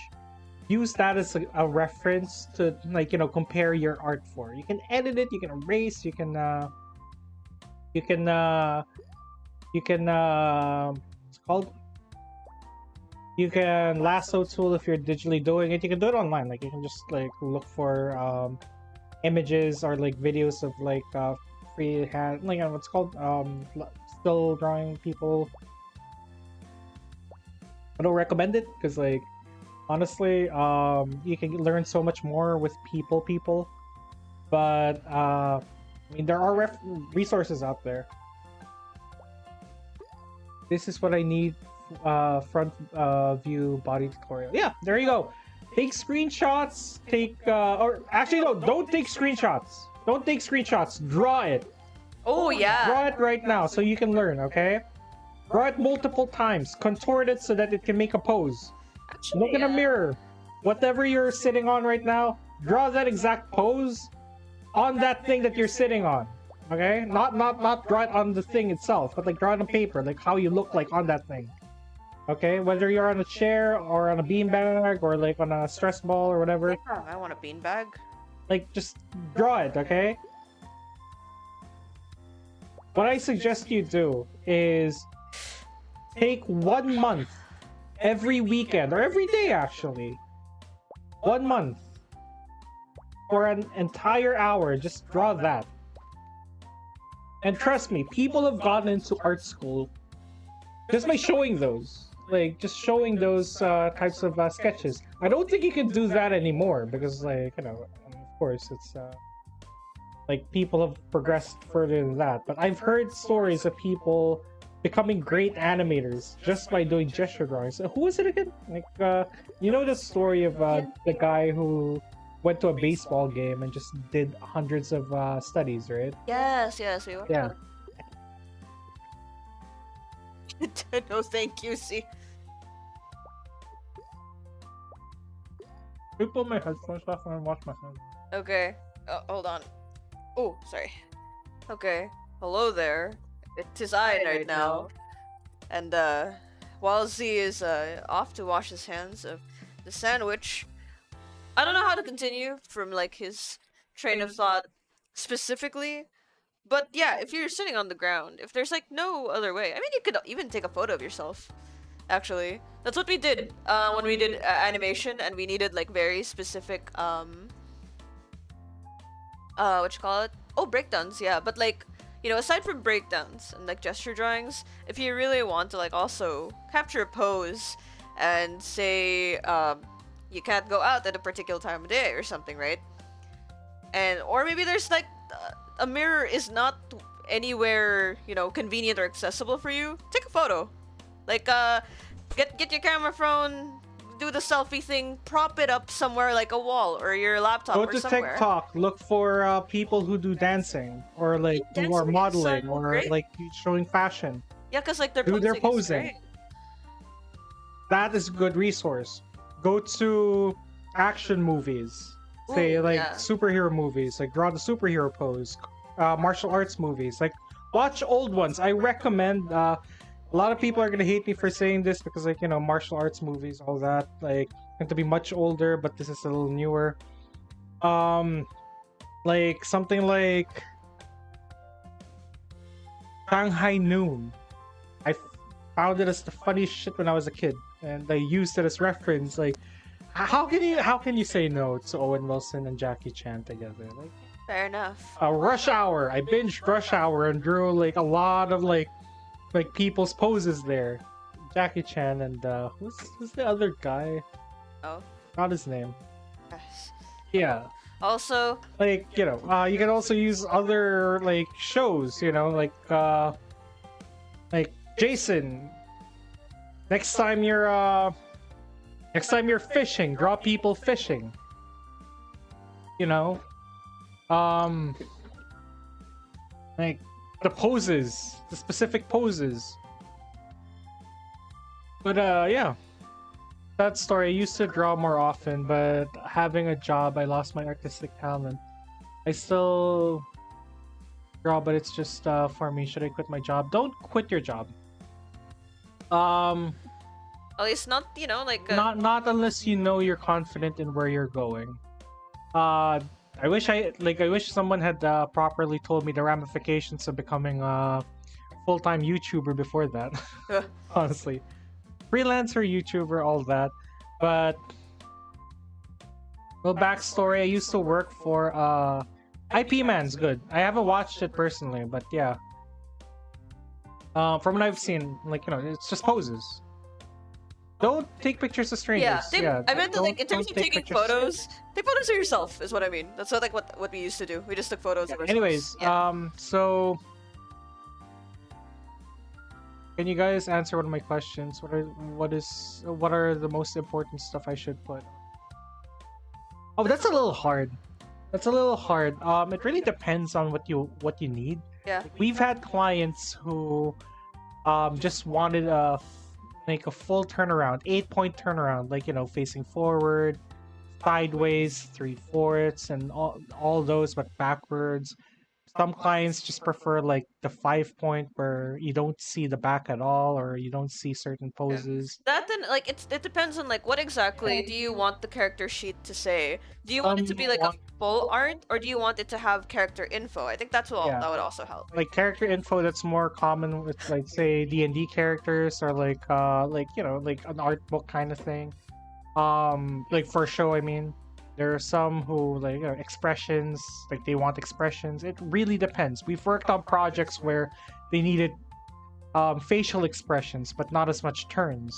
Some projects needed more turns, but no references to turnarounds. There have been cases where we did all of those, including color references, like color swatches. Those are really big. Depends. They were big. They were big. So yeah. The last one was actually the hardest because they weren't human. Sucks.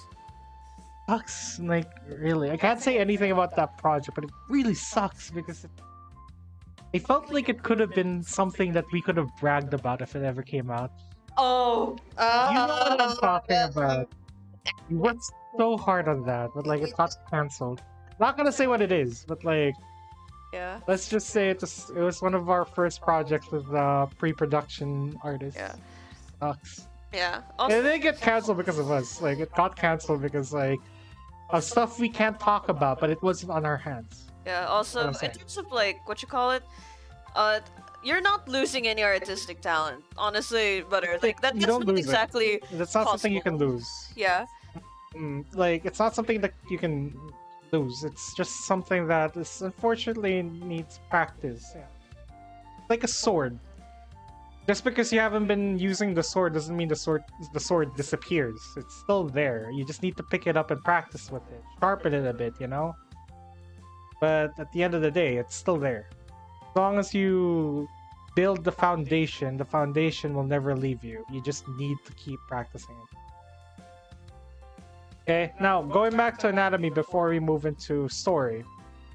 Because it's anatomy, story, and then what was it? There's facial expressions. Yeah, expressions. Okay. Like we're done with like anatomy, and like you've mentioned like a bit of the posing like as you were going on. But like storytelling, expression, and character stuff is like where it's at right now. Okay. Like final thoughts here again. Get a notebook, get a sketchbook, get whatever you can get your hands on to draw. Do it for an hour every single day for a month. It will help you significantly. Like you cannot just find a cheat sheet on how to draw something, because realistically, that's not something that you can do. But there are ways to do that, but you need to learn this fundamental first. It's called the character turnaround. That's what we use, but I digress. Wait. And oh wait, that's yeah. Do I have a character turnaround? Yeah. Like that I can actually show. You know. Oh, by who, man? Okay. I can like put a little bit of like personal opinions on like what to put in a character sheet if info is included. Like, cause I've done my fair share of like character sheets for like old OCs from like when I was in high school and college, and I don't do them as much. I just do them for D&D now, and I just follow a basic character sheet for like. Is that? I don't know actually, cause it's cartoony, but like you put in a lot of details. That's true. Yeah. Okay, I won't show that, I guess. Yeah, maybe not that one, but yeah. What you call it? Say like the very basic stuff, right? If you're wondering whether to put like some of the details, like say birthday or likes, dislikes, consider whether those are the things that you want people to know about them, like at their core. What like I know that say some people would like to put their personality, or others would say put in a short biography, but in my opinion, if it's something that you can showcase through art, instead of text, then you might as well like, you know, have less of the text and more of the art, because like I don't know, it makes like it easier to read, if that makes sense. Like you want the character sheet to, you know, people see it and they know what they're looking at, and they will just need like to read just a bit of it and they'll know immediately who this person is.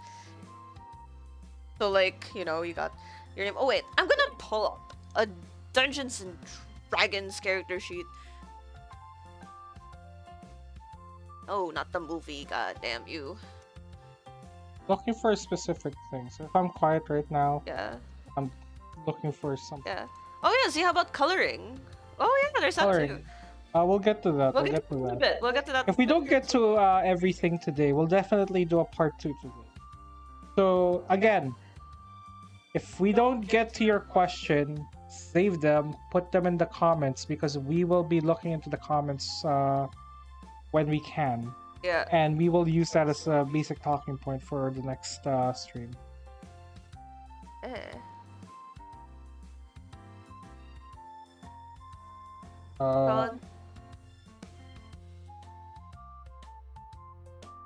Call it. I guess like a no backstory is like good, but there's always like the danger of placing like a huge block of text when it comes to backstory. It's kind of like thinking of it as like a log line ish, not a log line, but like, you know, just a short summary of who What are you they talking about are. Oh, just character sheets. Okay. Like specifically the ones that need info, because it's really hard. I haven't done one like, you know, that specifically included info in a long time. Because most of the time, the stuff that I do use is like, say, for a front view, or like a front or 3/4 view and a profile. Their name, like age or like birthday, because like if that's dependent on like story, I guess. A short biography, or like a short, like who they are, like 2 lines, 2 to 3 lines, and then expressions. I think that's about it. And a color palette. That's what I just used to do a lot. Okay. So what you're seeing right now isn't perfect, but it's the closest to a turnaround as I can do. Oh my God. This character is a character I designed for a project that I was working on, put into hiatus, but I want to go back into it, called 8. He mentioned it a couple of days ago. 8 is essentially a death game that is supposed to be like a choose your own adventure type of story with puzzles, but on YouTube. It was supposed to be what Zetsu Bunny was going to post on my personal channel, but like it was shelved because I went to art school, or well, rather I went to the workshop and I never got back to it, and eventually things just got a little complicated and feelings were hurt. But yeah, Butter, she is a child. Anyways, okay, so the idea is I don't have the full turnaround yet, but the idea is here is that if you notice, the expressions here are different, but they work. This is, I developed this in Yeah, continue. Yeah, so this is 5 years old, so, and you guys can't steal this. This is copyrighted. Like, legitimately, this is the first project I went to. Which one is it again? That office place. Yeah, the intellectual property office. Okay, like I went to that place because there were some legal issues I needed to iron out before I could work on this properly. Because believe it or not, I was trying to pitch this to some companies, which never panned out. But you know, that's just c'est la vie. That's how life goes. But yeah. So why do I bring this up? One, when people say, "Oh, sketching bad," you know, all of that. That's what we do in the animation industry to keep everything proportionate. So how I tend to draw Z and Lisa, and I'm gonna use Cyan. Her name is Cyan here. Is like, say I want her to look up, okay? So I'm just gonna use a symmetry tool. May seem like a cheat. It is, but it makes life a lot easier. Just remember, you know, remember diversity when it comes to like asymmetry, okay? Anyways, so say I want her to look up, right? Say I want her to look up. I'm gonna draw her like this. One of the things that you need to keep in mind when it comes to drawing, like you need to remember that the 3D structure is still relevant when it comes to drawing, right? But like you need to keep that in mind because everything will come into play once you understand 3D objects. When you turn a body, when you do expressions, all that, everything in terms of the three-dimensional space there works. And this is why I was a little hesitant on doing expressions a bit. But yeah, like I will attempt, okay? Because revolutionary thing, when you turn your head up, your ears go down. Why? Because the pivot tends to be somewhere here. So anything that goes up here, anything behind it will go down, right? The pivot tends to be where the nose is, so that means that the nose will be somewhere here if the ears are here, right? And that means that the mouth, proportionate to this, right? Proportionate to the space between here, will be up here. Likewise, the eyes, how much distance here, it will foreshorten. It's called foreshortening, okay? It will move up slightly, and it will squish a bit, mostly because, like, you know, foreshortening it, it'll get shrunk. Shrunk, the word? Shrunk? Honey, I shrunk the kids. Yeah, that's the word. Shrunked. Shrunked? Honey, I shrunked the kids. It.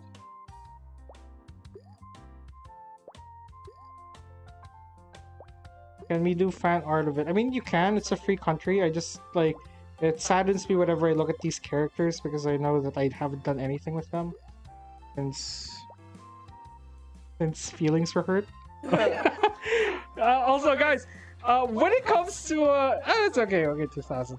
When it comes to pitching stories and animation and stories, like, you know, all of that, one of the things that I've taken away from that experience, one of the things that I regret heavily, is getting too butthurt about it. Not in the sense that I was like, oh, really angry and all that. No, I was really depressed for a really long time. That's kind of the reason why I didn't do anything with this project. It's because, like, I got really depressed after, like, I pitched it to a bunch of, like, executives, producers, all that.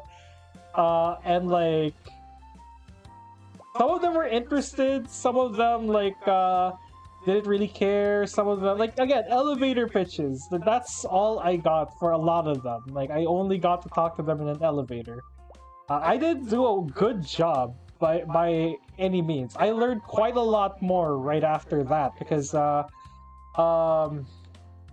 I guess I'm not gonna say names. I'm not gonna say the studio's names, but I'm just gonna mention one of my former bosses.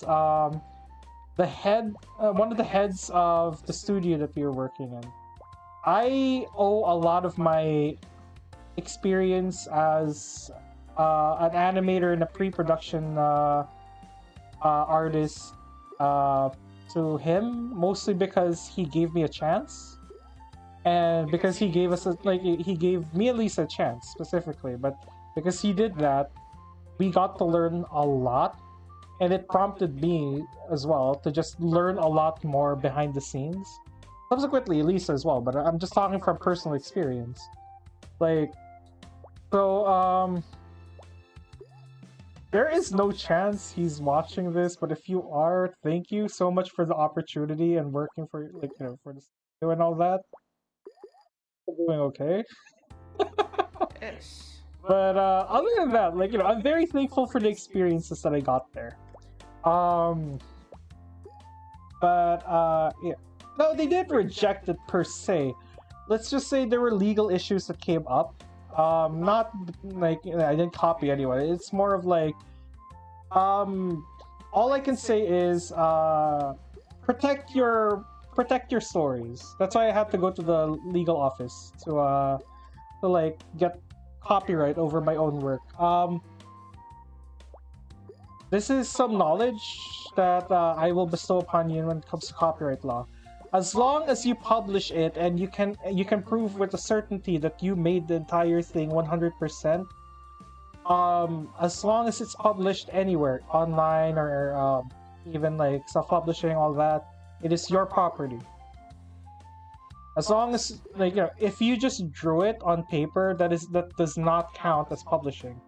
The easiest way to publish something is by putting it on an email, sending it to yourself, because that adds proof, like a paper trail proof that you created that property. One of the ways that people tend to do it as well back in the day was putting it in, like putting your stuff in mail, sending it to yourself, because that leaves a paper trail. Yeah, because it adds like documents. Another way you can do that is notarize it. I did that with my stuff. That also, like, counts with YouTube videos. Any YouTube video that you post is protected by YouTube standard copyright law, copyright system, where as long as you can prove that the work is yours, it's yours. So, like, every video on YouTube that we have is protected under our copyright. But, like, anything, like, say we use an image or music that's not ours, on the chance that, like, they are copyrighted, that specific image isn't ours, but the video still belongs to us. It's just that one portion. That's how copyright law works, okay?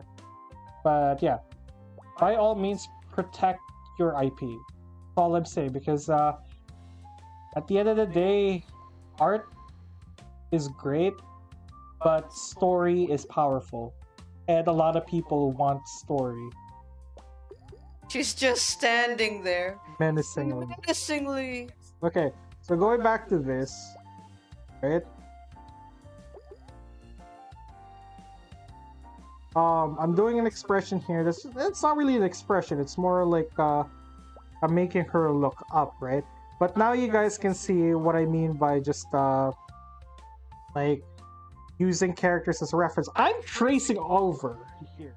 Like, on a technical scale, this is me tracing over, and I'm actually kind of getting emotional, like, drawing her. It's like I haven't drawn her in a while, and like this is actually kind of like nostalgic. Not gonna lie. But I'm just doing some basic shapes here that line up with her. That's how it be, right? That's how you draw characters.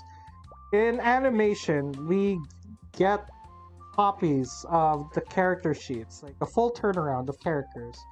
So that's like stuff like you see from behind the scenes things on YouTube or like on Google, like like Google the Owl House. I know the Owl House has character sheets online. Resources online. Yeah. Google The Simpsons. I know The Simpsons has it. Emperor's New Groove definitely has theirs on YouTube. Not on YouTube, on Google. Because a lot of artists tend to like publish their stuff for the public to view, and that's really cool. It helps out other artists. Okay, artists don't gatekeep. That's the thing, Artists don't gatekeep. Unless the IP belongs to you, in which case, gatekeep. Because you don't want anyone to steal that.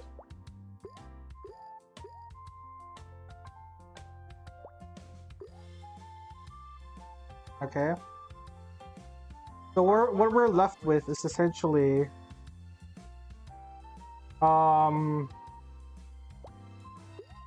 like her looking up, right? You can do that with side to side, left to right, all that. I would demo that, but I'm very stingy when it comes to turning around, mostly because like I get very my OCD kicks in. Does the name go by Edgy from Hair Video? What do you mean? Oh, because they're mentioning that what you call it? Reminds them of another artist named Pear. Oh, I'm not sure actually. Like that? I think your character? I'm not sure actually. I've not heard of Pear unless I've seen work. for? Pretty hard to make new IP because producers scary.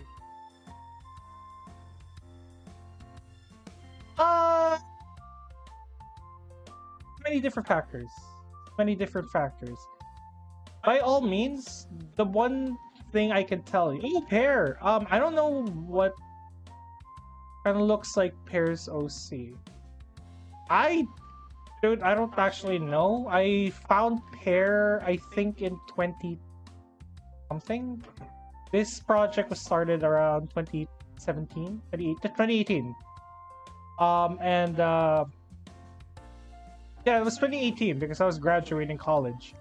I don't know, man. Like, nothing's made in a vacuum. I found Pear later on, but I use Pear as a as a reference. I study their art. It's not something that like I keep a secret. Like, I study a lot of artists, but if if the character looks the same, I can tell you this much: I made Cyan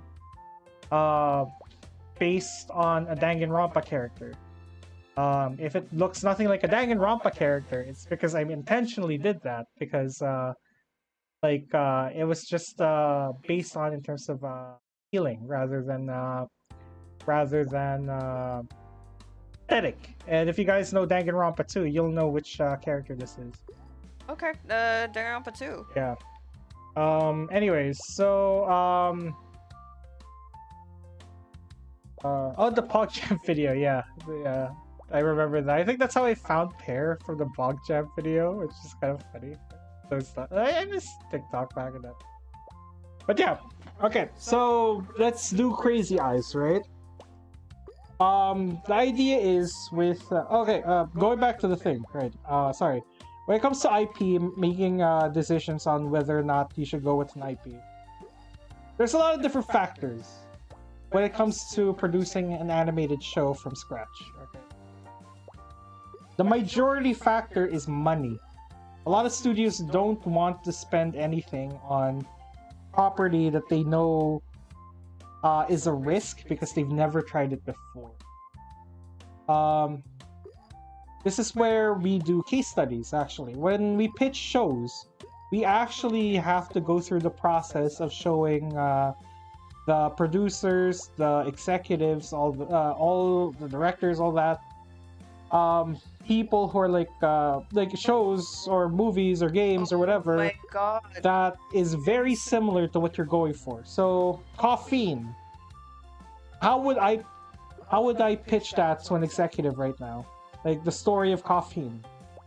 It's like Scott Pilgrim meets The Owl House meets Gravity Falls meets whatever we're into at the time. It just so happens that a lot of those were just things that we watched recently. You can even say it's like Gravity Falls meets Scooby-Doo Mystery Incorporated. Actually, I just realized, I remembered when you were making the pitch, I remembered helping you out for the research, because making the full pitch, not the elevator pitch, we had to do so much research. So much research. Like, how many pages was it? It was like 7. Like it was 11. No, it was more than 11 pages. The pitch for this is more than 11 pages. No, the pitch was more than 11 pages. I'm trying to remember how many of that was research. Yeah. Because it was fun. But yeah. Well, not really a series. Oh, actually, in terms of increasing the size of the game, do you think it'll fit to show the drawing and the game? I'm actually wondering. I'm not sure because I'm already working on. Yeah. I don't think. Apologies. I don't know if it'll fit, my friend. I could try. It might just be a little more distracting.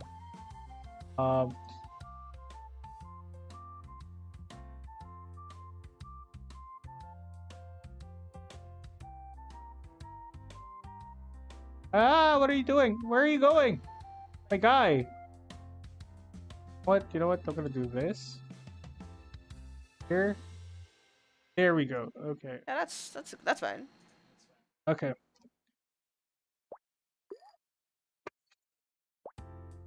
Well, Fab, I guess you haven't been watching the videos lately.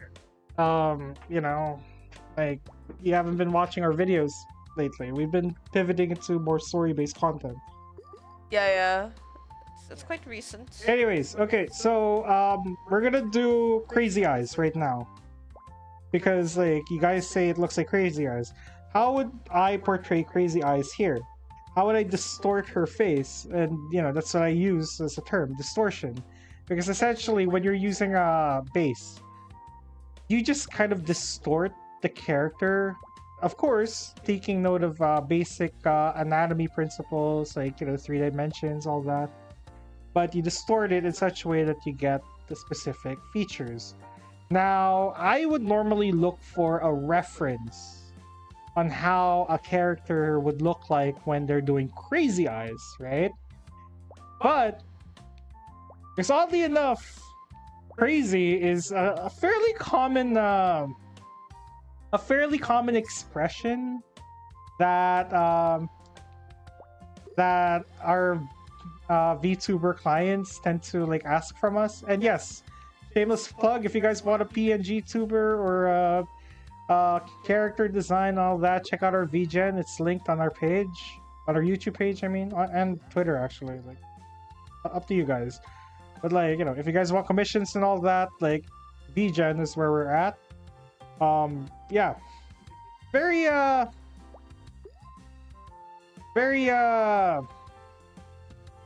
would I say? Very common. So I already know what crazy eyes look like, and I know how to draw crazy eyes, which I don't think is something I should brag about. Anyway, so how would I do it?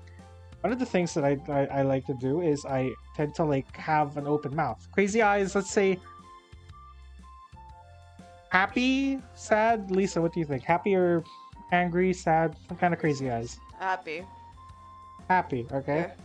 So, in order to do it, let's try to do like big smile, like Joker-esque smile. Okay? Also, yes, we do make the faces when drawing. It's not exactly a thing we can control. Like a big smile. Lisa, look at my face. Yeah, it's happening right now. Big smile, right? It's happening. Big smile, right?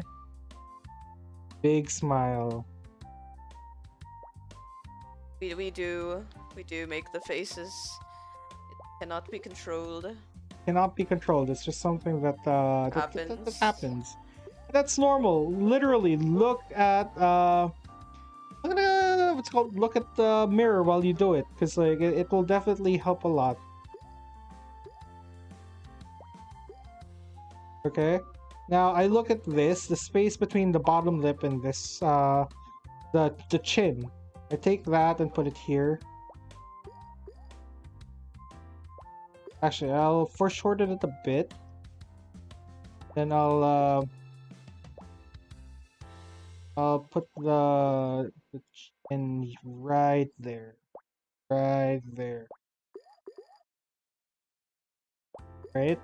Now, crazy eyes, you can have big, bulbous crazy eyes, but what I like to do is I like to, like, maybe, like, make her squint a bit, right? Because, like, of course, the mouth will stretch a little bit on the edge, it'll fold, right? It'll fold. And, yeah, you can't have crazy eyes without, like, having the pupils all, like, small. All small. Happened. Oh, okay. All small, right? This.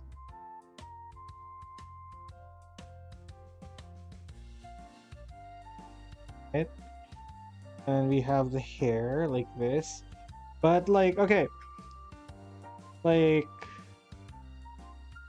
she's going crazy here, right? She's going ballistic. So we want to showcase that with not just the facial features. Take notes of this, guys, okay? When it comes to expressions, right? This is the facial feature, right? This is the base. Oh, that's the back. It's the base art. This is her looking up, smiling.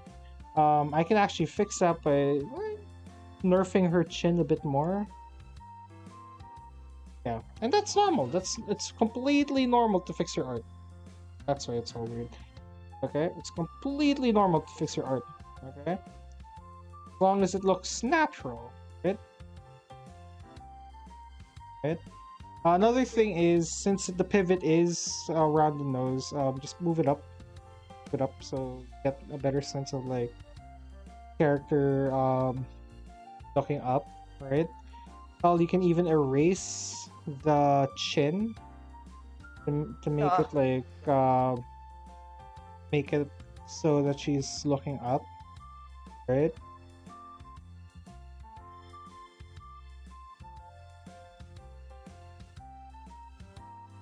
There we go. That, right? You can play around with it even more by say okay, removing the symmetry tool for a bit. Oh my god. Make her hair a little more crazy, you know? Make her hair She's so crazy Invader Zim is in her mouth. And I'm like, what do you mean? I look over. I'm like, hold on a second. I can see it. what? Invader Zim? Yeah, like, I can see a face. Maybe it's pareidolia or something. Holy, where? No, like, the mouth in my brain, it registers a little as Invader Zim. Oh, I don't see it, but like pareidolia. if it works for you guys, like I'll take your word for it. Okay? Just cleaning it up because I really prefer my art clean. But that's just a me thing. You don't need to do this, okay? As long as you guys can do art like the way you like to do it. That's the big takeaway here, okay?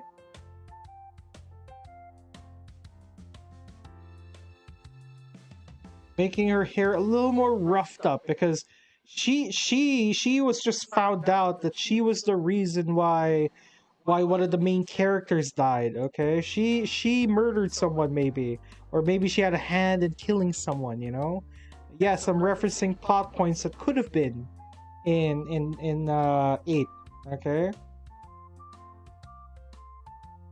this is her like finally revealing that she had a hand in whatever the plot needed, right? She's going insane. She's doing the she's laughing like say Komeida from Danganronpa 2, or um what's her name? What's his name? Red, White, and Blue from Ace Attorney, you know? The laughter is here. The ha ha ha ha ha. Joker breaking down, like laughter, that kind of thing, right? And when it comes to like the crazy eyes, you want it to be asymmetrical because there's no more like there's no more harmony here, right? There's no more harmony. It's all chaos. You're like, right? That's what you want, right? So yeah, like that's how you do like crazy eyes. My biggest tip when it comes to expressions is to look at references of other people doing like the face. Look at your own face when you do that thing. Learn how to act. Because you cannot do expressions too well if you don't know how to do it yourself, facial feature wise. Because of course, like one of those things where obviously like you can't draw anything, you can't replicate anything if you haven't experienced it yet. No? Just drawing the hat. A little tilted, you know, a little tilted because she's a little tilted. He's a little tilted, right? Also, I'm turning my canvas. Digital artists, take note. Because, like, really turning your canvas really helps a lot. Like, looking, like, you know, helping you draw more. Like more accurate curves. So I know someone asked this about like confident lines. Lines aren't confident at all. If you notice, I just undid several times there. But yeah, like not using a vector, so I can't vector erase. So like bear with me here. But yeah, like this is just her like really losing her shit. Like the main character discovers that she's not a good person, you know? Her backstory is that she is an influencer online. But how did she become an influencer?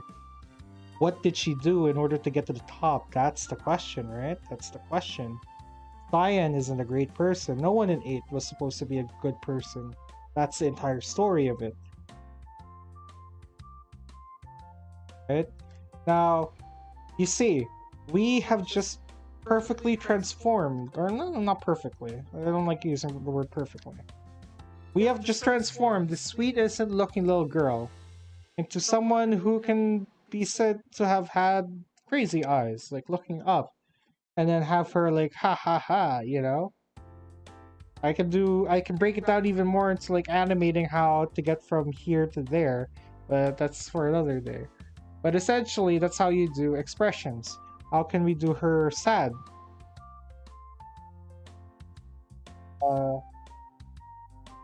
Say she's turning to the side now. Okay?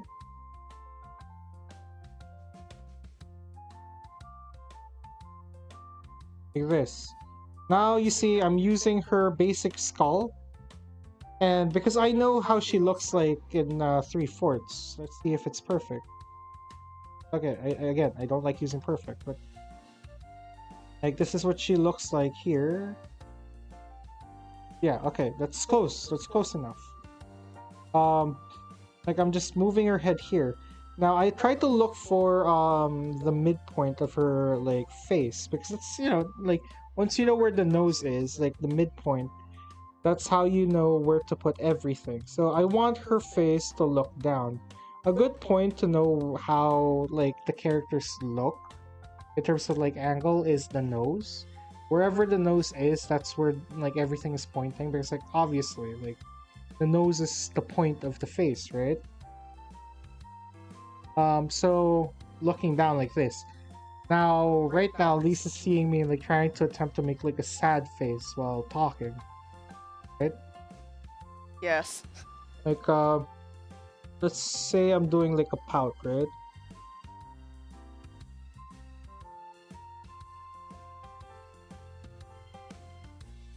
A little pout like that, right? What I tend to do now is I just try to figure out where to place all the facial features. And this is a little bit more advanced because I'm not using like the circle. Like, of course, break it down, all that, like, you know. The midpoint would be here. I'd be drawing, like, you know, based on the relationship of everything, but you know, I should do that. Because like this is a demo after all. So midpoint is here, right? So everything will go based on this imaginary line where the eyes would be. That. Well, this is called the Loomis method if you guys want to learn more about like how to draw heads, okay? This is called the Loomis method, like the detailing there. Now what I do is like let's say like I want big eyes, like I'm trying to guilt someone into giving me something like dinner proper, like a proper dinner outside of just like a cheeseburger or something. Like I want like a proper dinner, right? Mike asks, will there be assignments today, Teacher Z?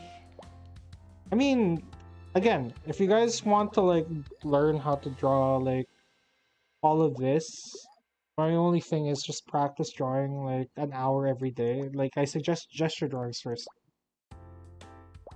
So like, you know, I know you're joking there, Mike, but like of course, like that is one way to learn. You'd like to? You'd like to.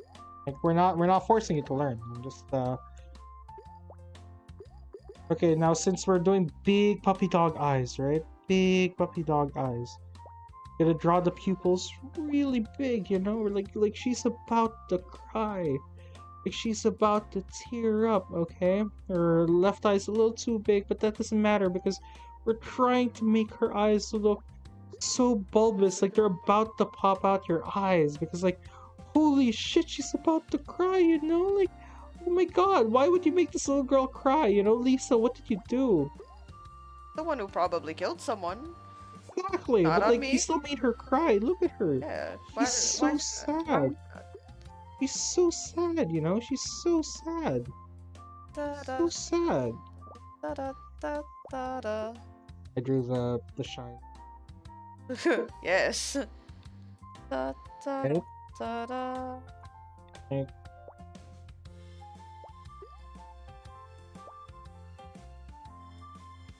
Put like tears there, right? Then I would put the ear somewhere here.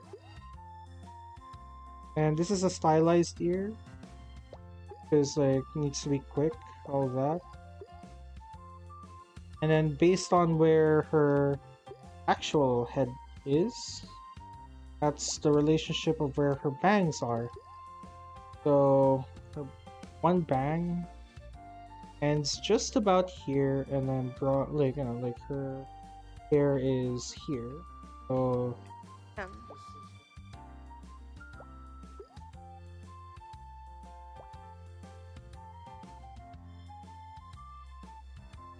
if the art style doesn't match completely, it's mostly because like it's been years since I've drawn in this art style. Lisa said to her that she's ugly, that's why she's crying. Like, is it like a personal thing? Do I have personal beef with her? Do I have, what you call it? Was she the character that's vain? Yes. It was very vain. She uses her crocodile tears, everything. Like, I remember that aspect of her character, like vanity being part of it. She uses her crocodile tears to get whatever she wants, you know?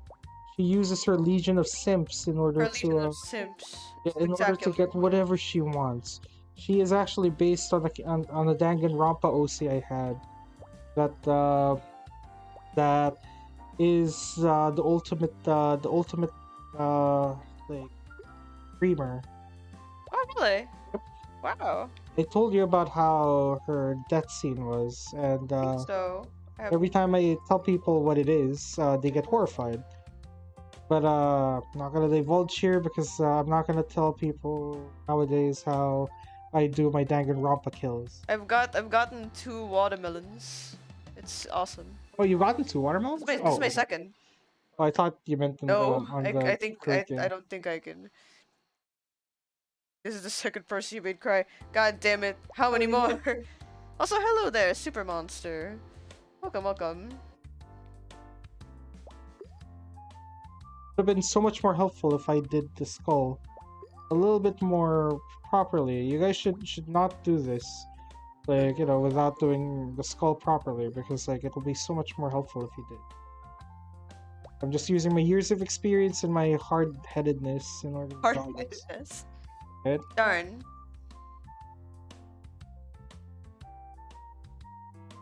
Yes. There we go. I don't think I scored very high though.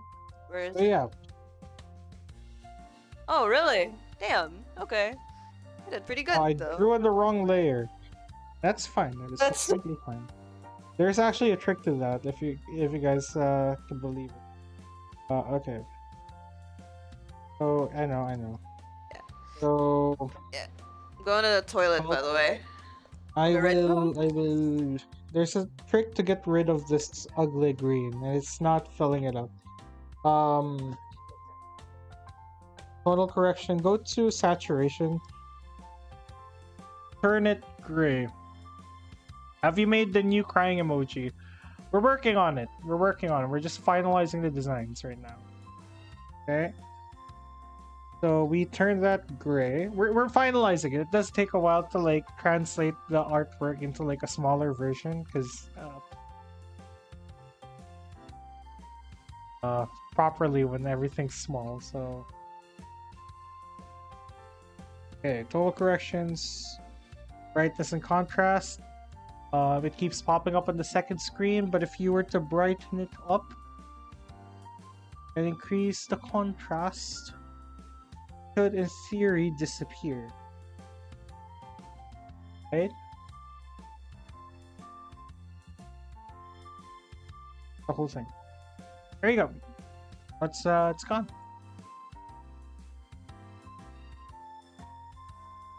And there you have it. 2 expressions. 1, 2. Oh, okay. It's still showing us white. So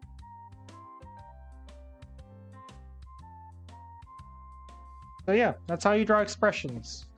You in order to draw expressions, you need to contort your face to get that feeling, get that feeling, act it out. Imagine that you're crying, you're brokenhearted, like someone just told you that in order to like in order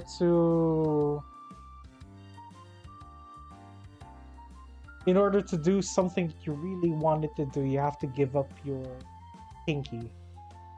That pain, that the betrayal, feel that energy, like you just watched your friend get shot, like oh, right? Feel that on your face. Look at the mirror. Try to draw the shapes. The shapes still work here, like the shape of your mouth, shape of your eye, shape of the nose, all that still works. Shape theory, everything you draw is just shapes. And that is how you draw expressions. Tilting the head really helps. Don't just draw faces front and center. A lot of people tend to do this, and end of the day, there's no problem with that. But in order to really capture emotion, tilt the head to the direction you need it to be. Distort the face. Make the jaw longer. Make the eyes bigger. Make the pupils smaller if you want to. Make the hair more frizzy. Make it flatter. It really depends on what you're trying to convey. And that's how you essentially do. That's how you do story.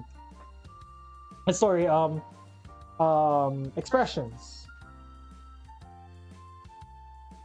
We forgot to do the Among Us eyes. I only learned that like mid this year when it is a meme. I don't do that mostly because like I don't do too much detail on eyes. I know a lot of VTubers and PNG tubers really love drawing eyes, like really, really detailed. The only comment I have on that is sometimes it can get too flashy to the point where there's too much noise. And like kudos to people who do that style. I have no beef with you. It's just personally it's distracting, and I like my artwork on the more simpler side. Inspirations that I have, now that I'm really thinking about it, is Scott Pilgrim, Puyo Puyo Tetris, Persona 5, Persona Q2, Panty and Stocking, and I just remembered while drawing that, Mega Man 0 to Mega Man ZX. Specifically for those ones, the eyes. They're very simplistic, especially during the concept art stage. Yeah. I guess feel the expression to the point where you actually make it for someone to walk in, and eldritch expressions you just... Honestly, I was doing kicks in front of the company computer in order to do a proper kick in terms of animation. Not be ashamed and like acting out what you need to act. I was also okay, not saying any specific detail here. Hello there, Lizzie B. Back when I was working in the studio, I was animating for a specific project. I can't say because you know how it is. But the scene that I was working on was something being hatched from an egg, and I recall people looking at me, trying to claw my way out of an egg. Like, remember that day? I was just doing this, like the whole time. I was just like puffing my chest out with my hands, acting like the eggshells moving away, like like me being born, that kind of thing.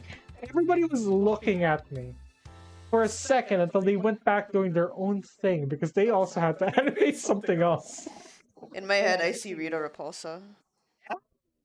After 10,000 years, I'm free. I guess the reason why I really love doing impressions is because of that. Like, if you guys want to do like character animation, like like character faces and all that, try to do impressions, because that's how you get to like oh, bye Lizzie, no problem, like hi there and bye there, I guess. Yeah, try to do character expressions. uh try to do impersonations, because that's the only way you'll understand. You see, like when I do that, I'm trying to impersonate hey, I'm walking here, like my shoulders stiffen up, they go up, my neck goes down, arms up, like face like all like imagine Jim Carrey like waving his hands at you, that kind and then I just take that feeling, the feeling. I try to figure out where my shoulders at. That's where I put the shoulders and I draw. It's a lot easier when it comes to like, drawing it when there's a mirror right in front of you, because like you get to see it, right? And that's the only way you actually figure out if what you're drawing actually matches the emotion or the expression that you're trying. I was animating for the Land Before Time. Real world. yes, I was. Actually, no. Is there a Land Before Time? Watch out for my next animation. Oh, yeah. But yeah, as for story, I don't think we can get to that point, because sorry if like I went ham on like the basics of drawing characters. Like, I hope I was coherent enough for you guys to learn something, because even I admit sometimes when I go ham on stuff, I get a little jumbled up. Like Lisa knows this very well. Like, she gets confused by like stuff. Yes. Like, because I kind of say a lot of things. But if you have any questions, like while Lisa's sketching right now, you can ask us anything right now. We'll answer it. Or if you have a very specific question that you want either elaborated on in the next stream, or something to like simmer on as the next topic, leave them in the comments below after the stream, so that we'll look into it and see what we can do with that. So yeah.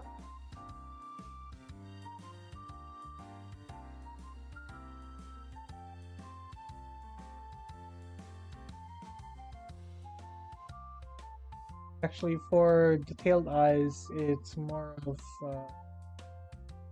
be taken to the point that it won't be.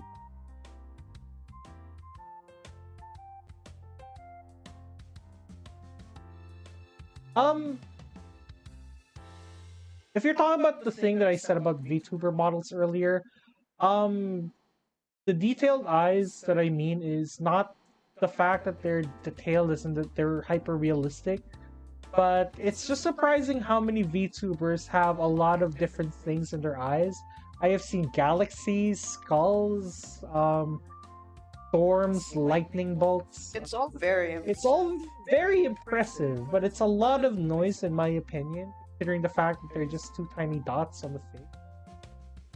Given that most of the time when a person watches your stream, it tends to be like smaller on the corner, because like when you play a game, of course you shrink your character. That's why here at Koffeine we just do like a simplified eye shape, because we know for a full fact that we will be stuck in these corners for a while. I am actually genuinely surprised that a lot of you guys didn't know that we had legs. That was oh right, you're drawing, that's right. Like, I can pull up the model right now if it weren't for Lisa drawing right now. But like, I can pull it up. We'll show you legs. Wait a second, let me just do the hands. This animating. All right. Okay. How did y'all find your styles? Okay, so here's one of the things that a lot of artists do in order to find their own styles. One, look for the styles that you like. Baseline, if you like a specific art style from a specific type of like, group of people, and that's what you're trying to go for, study those artists. Like for me, back when I was starting out developing my art style, because like I knew full fact I did not have one back in high school. And I tried to develop that since then. I looked into like inspirations from say uh, Brian Lee O'Malley from the Scott Pilgrim like fame, right? Specifically book 6 and Seconds from his other book, Seconds. Um, Studied the hell out of those character designs. Really, like, drew them over and over, sketched over them, drew them, studied all that. But I was left with just having a Brian Lee O'Malley copycat art style. That's not something that you want, right? So what you then do, right? What you then do is study another artist. Now, when you study your initial artist, or when you draw your own characters, all that, and this is why I say gesture drawing really helps. Really helps because everything that you draw, and Butter, I know you were asking about this earlier. When you study art, like I don't mean like going to art school and all that. I mean like just generally drawing. Like pay attention to what you're drawing as well. It's not the mind that remembers what you're doing.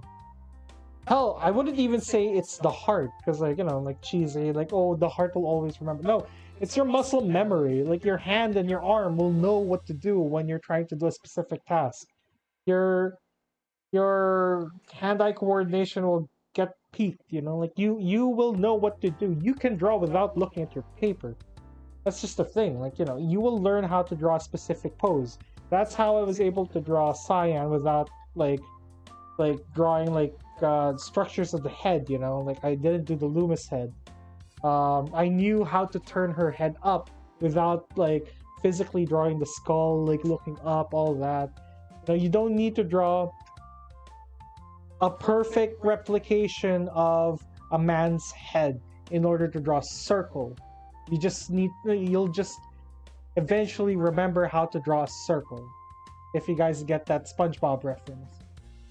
But what you do then is, when you study an artist, say when I studied Brian Lee O'Malley, everything that I learned from his art style, I started remembering on my muscle memory.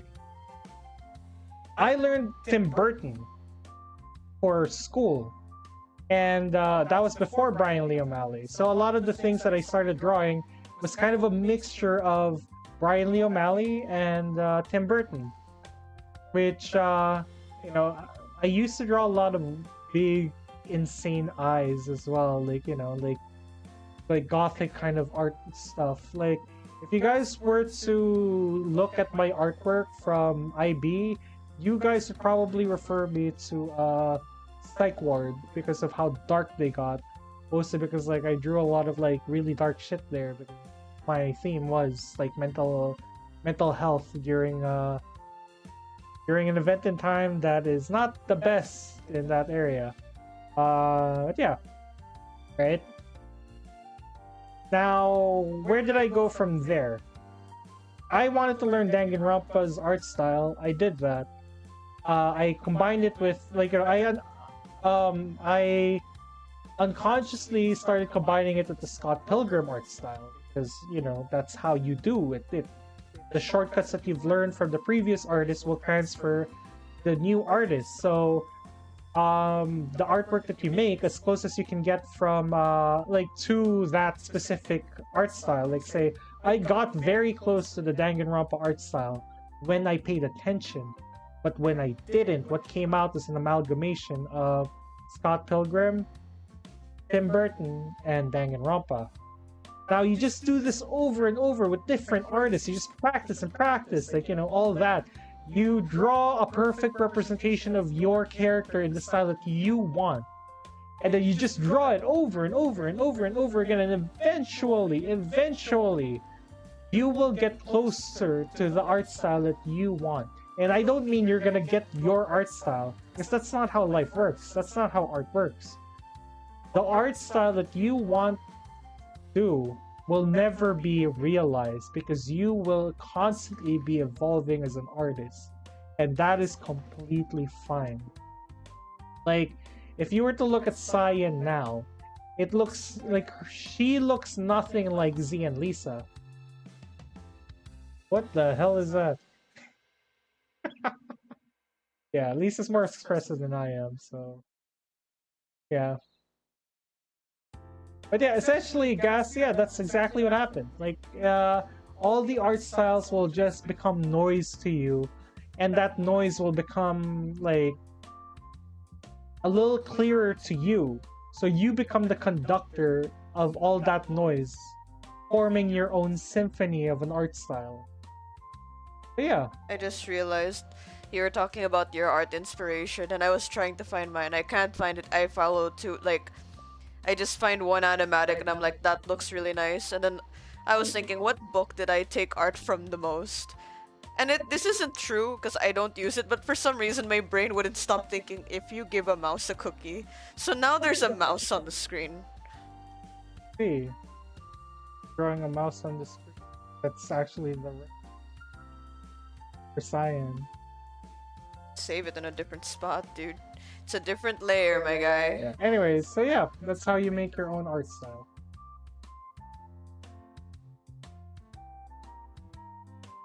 Yeah. Fab, your art style is very recognizable. Like, It's quite actually. very recognizable. Like, keep at it. It's pretty good. Pretty good. Also, Likewise, I'm not sure if you're here, E, but your art style is also very recognizable. Yeah. Not to say it's bad, but what do you mean? What do you mean, Jason? Actually, for oh, okay. You're talking about the eyes. Oh, for beginner artists, it's more of like this is the reason why a lot of like art teachers will tell you to draw like hyper realism for humans in order to learn anatomy. It's not that you need to be perfect at it. It's more on once you get close to perfect, you will know how to shorthand perfect, and that's what you tend to get is caricatures. Is there gonna be an update to your channel banner? It's already or is it already perfect? There's gonna be an update eventually, one day. Who knows? Like we've been pushing it off for years now. We were supposed to update it on the 4-year anniversary of the channel, but we forgot. I might be losing those muscle memories too. Oh, it never goes away. Butter, it never goes away. It's kind of like dancing. There's this beautiful video online of a patient with Alzheimer's who used to be a dancer, and like she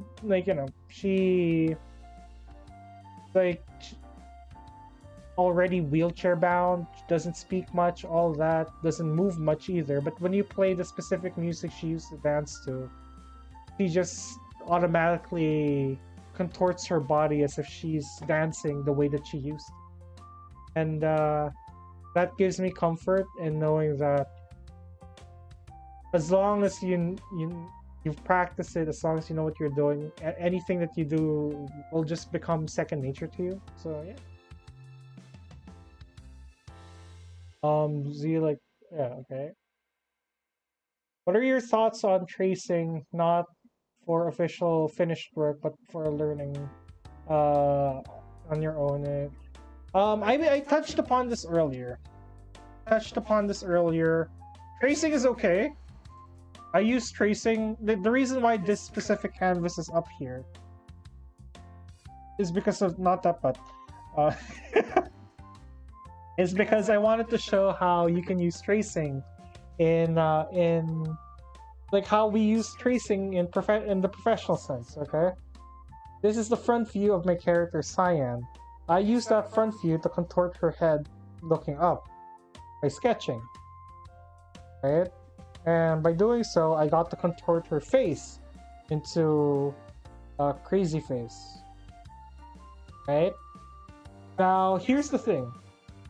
Tracing, a lot of people have negative opinions about tracing because like they think, oh, you're just copying somebody else's art. In a sense, it is, and that's okay. I'm not saying you should claim it as your own art. What I'm saying is, if you want to be one-to-one to a specific character, you need to trace. That is something that animation people tend to do, like animators, storyboard artists. Like that's why I said animation people, not animators. Character designers. Like the animation industry is filled with people that don't just do animation. A lot of them do this trick. They get the character sheet, they draw over it. They use those character sheets to draw poses, to draw like different expressions, different outfits, all of that. And do they claim that it's their own art? Yes and no. They claim that, oh, I drew this, but I used this as reference. And that's the key. Like, you know, cite where you got that reference. That it's as simple as that. If you're trying to learn, however, like if you're just using tracing as a means to learn how to draw art, do that. That's the only way you'll get to understand like how things work. Because like, if you're trying to replicate a specific art style, trace over it until you know how to do it to a T, and then do it as just a reference on the side. You know, like don't draw with the thing underneath the sketch. Like just draw, like, you know, draw it like from looking at it, and then use other people, like IRL people, like, you know, poses and all that, to draw in that art style, like the specific pose, but in that art style. That's how you learn how to do that art style. And once you've managed to like memorize like how to draw in that style, it will just be recorded in your muscle memory. And it may not look perfect in like 10 to 20 years, but you will essentially develop an art style of your own based on what you've learned, based on the studies that you've done. If you were to look at side-by-side comparisons between the art that people, like, you know, artists did like 20 years ago to what they do now, they don't look the same, but they look very similar, and you can tell the logic that went into art style that came before and after. So yeah, what's my opinion on tracing? As long as you reference who you traced, it's completely fine. It's completely fine. And you know, of course, like, make changes to it, because like you don't just want to copy someone else's work, you know. I think there's also the question, because like, you know, especially if the artist is still, you know, making art for like on their own, or if it's professional, and you contact them if you'd like, if you really do feel comfortable. Exactly. Like ask them like, I'll be, you know, I'd like to use this as like a reference, or you know, I've been using your art as something that I for study. I'd like to post it, but and I'd give you credit, but I'd like to know if it's okay for me to do that in the first place. And if they say no, it's like, okay, like I'll take what I learned from your work and, you know, improve upon my own work. And if they say, yeah, sure, that's fine, just give proper credit, link their work, you know. Here's an anecdote from Weird Al Yankovic. You guys know what Weird Al Yankovic? Oh my god, please tell me you guys know Like, Weird Al. I love his music. Okay. Here's a fun fact about Weird Al. His music is protected under parody rights, like, you know, like, because a lot of his songs are just parodies of other songs. They fall under that legal copyright sense. Like, you don't need special permission in order to make a parody, because, you know, it's a parody. It's supposed to be making fun of the original, right? So that's completely fine. It's legal. But despite this, if I can recall correctly, Weird Al only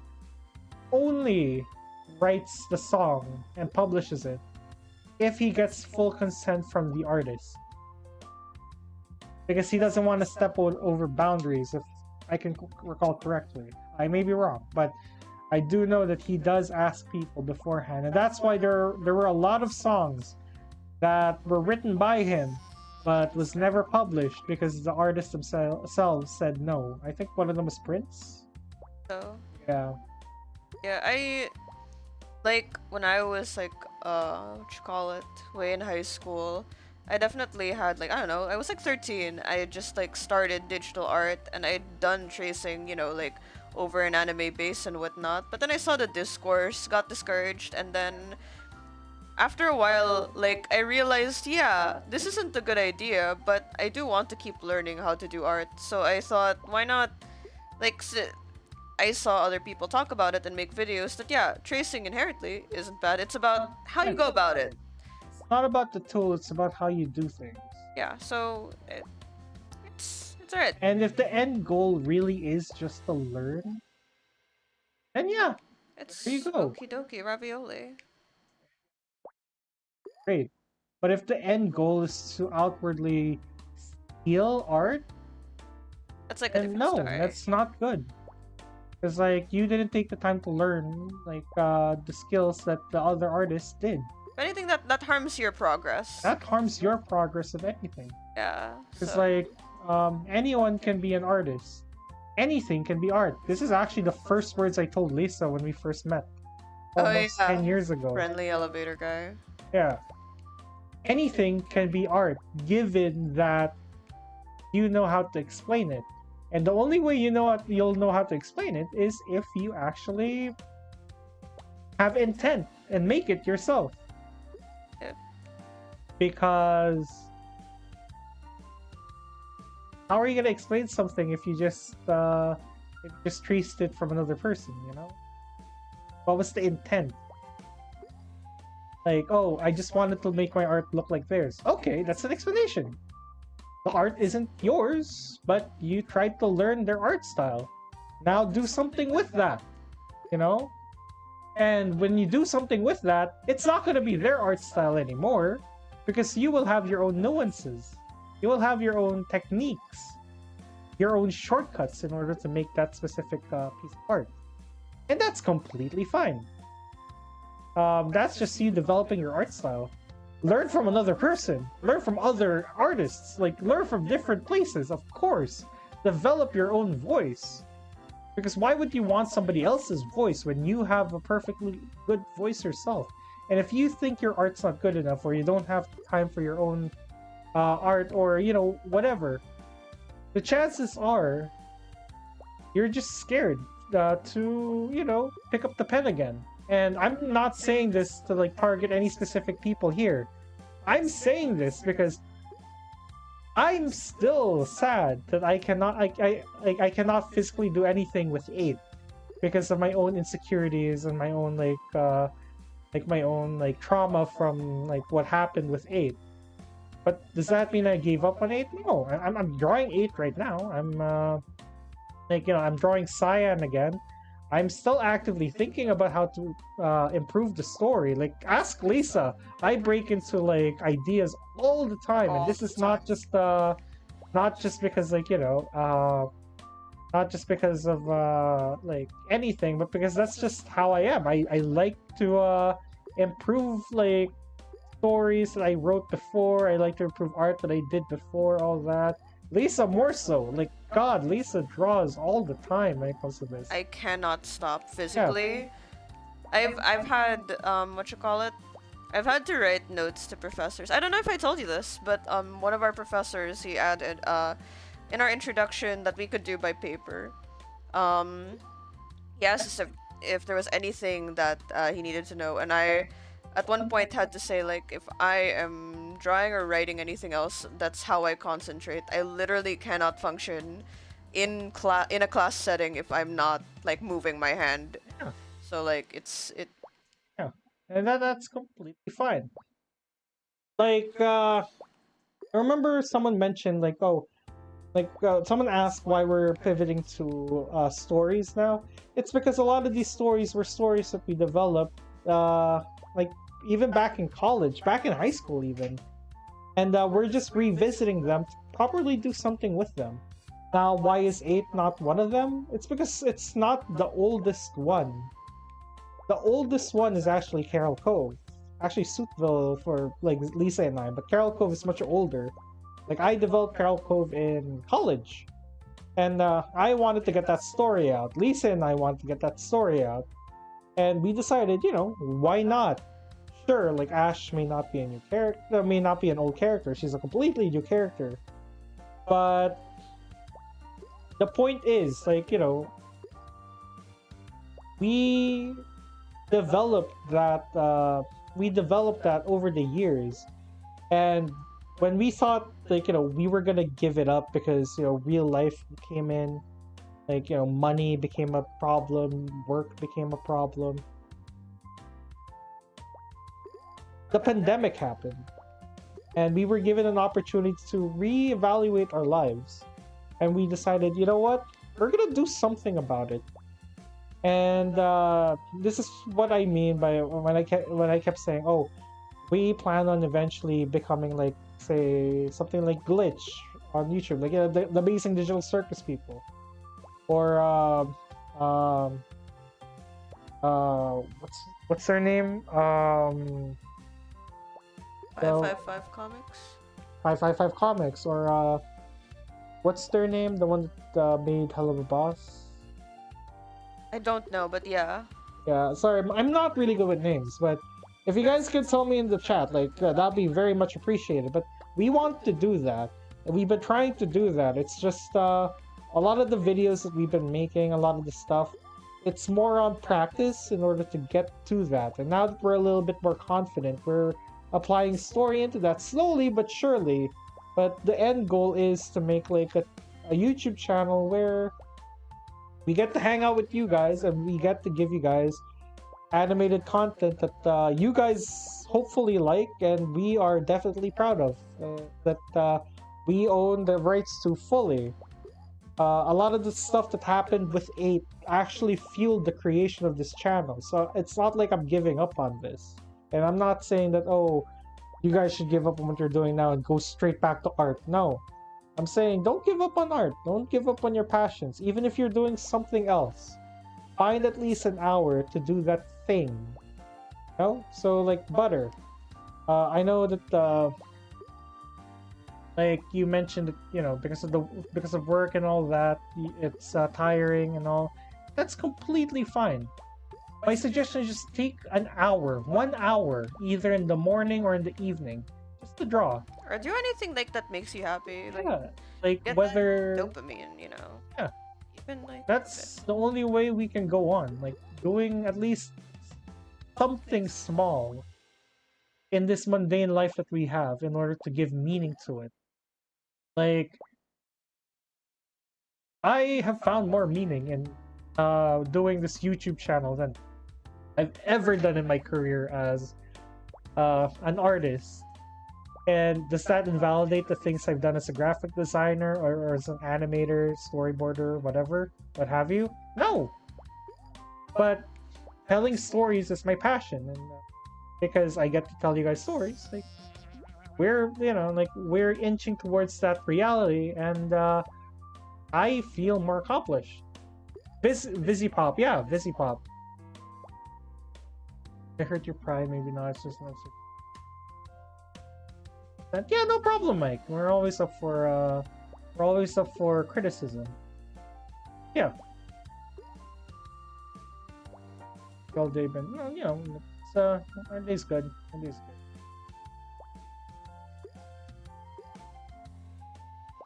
You mean Camille or Camila? What happened to the other members, Zell, Mike's, and Camille? If you mean Camille, Camille, we're working on like her story. The background, it's just the project is proving to be a little big. Note that like we're currently in pre-production right now. We've recorded lines. It's just animation is taking a while because we're trying to figure out how to do it. Mike's move to Australia. Oh yeah, so she's been really busy with all that. You've missed that update. Yes. Yeah. Zell, unfortunately had to like take a hiatus because of work. Like he said when he's free he can go back, but like realistically I don't know when that is, and I hope he's doing okay. I hope he's okay. Like I wish the best for him. When he's free and when the heavens align, we may go back to like stream together, but that's all on his schedule. So yeah.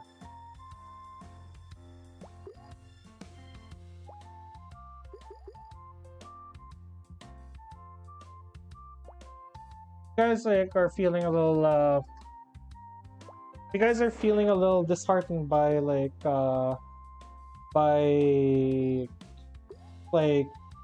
not having the time to like draw or do whatever you want, that happens. It happens. It's just remember to leave some time for yourself when everything goes I guess tits up, because that's the only way we get to be sane. Yeah, also, I haven't seen a full anatomical animation motion in your animation. Yeah, all our animation has been all flat paper doll animation. I haven't seen running or walking.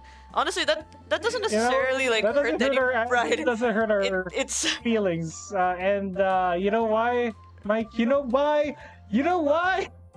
Because we're puppet animators.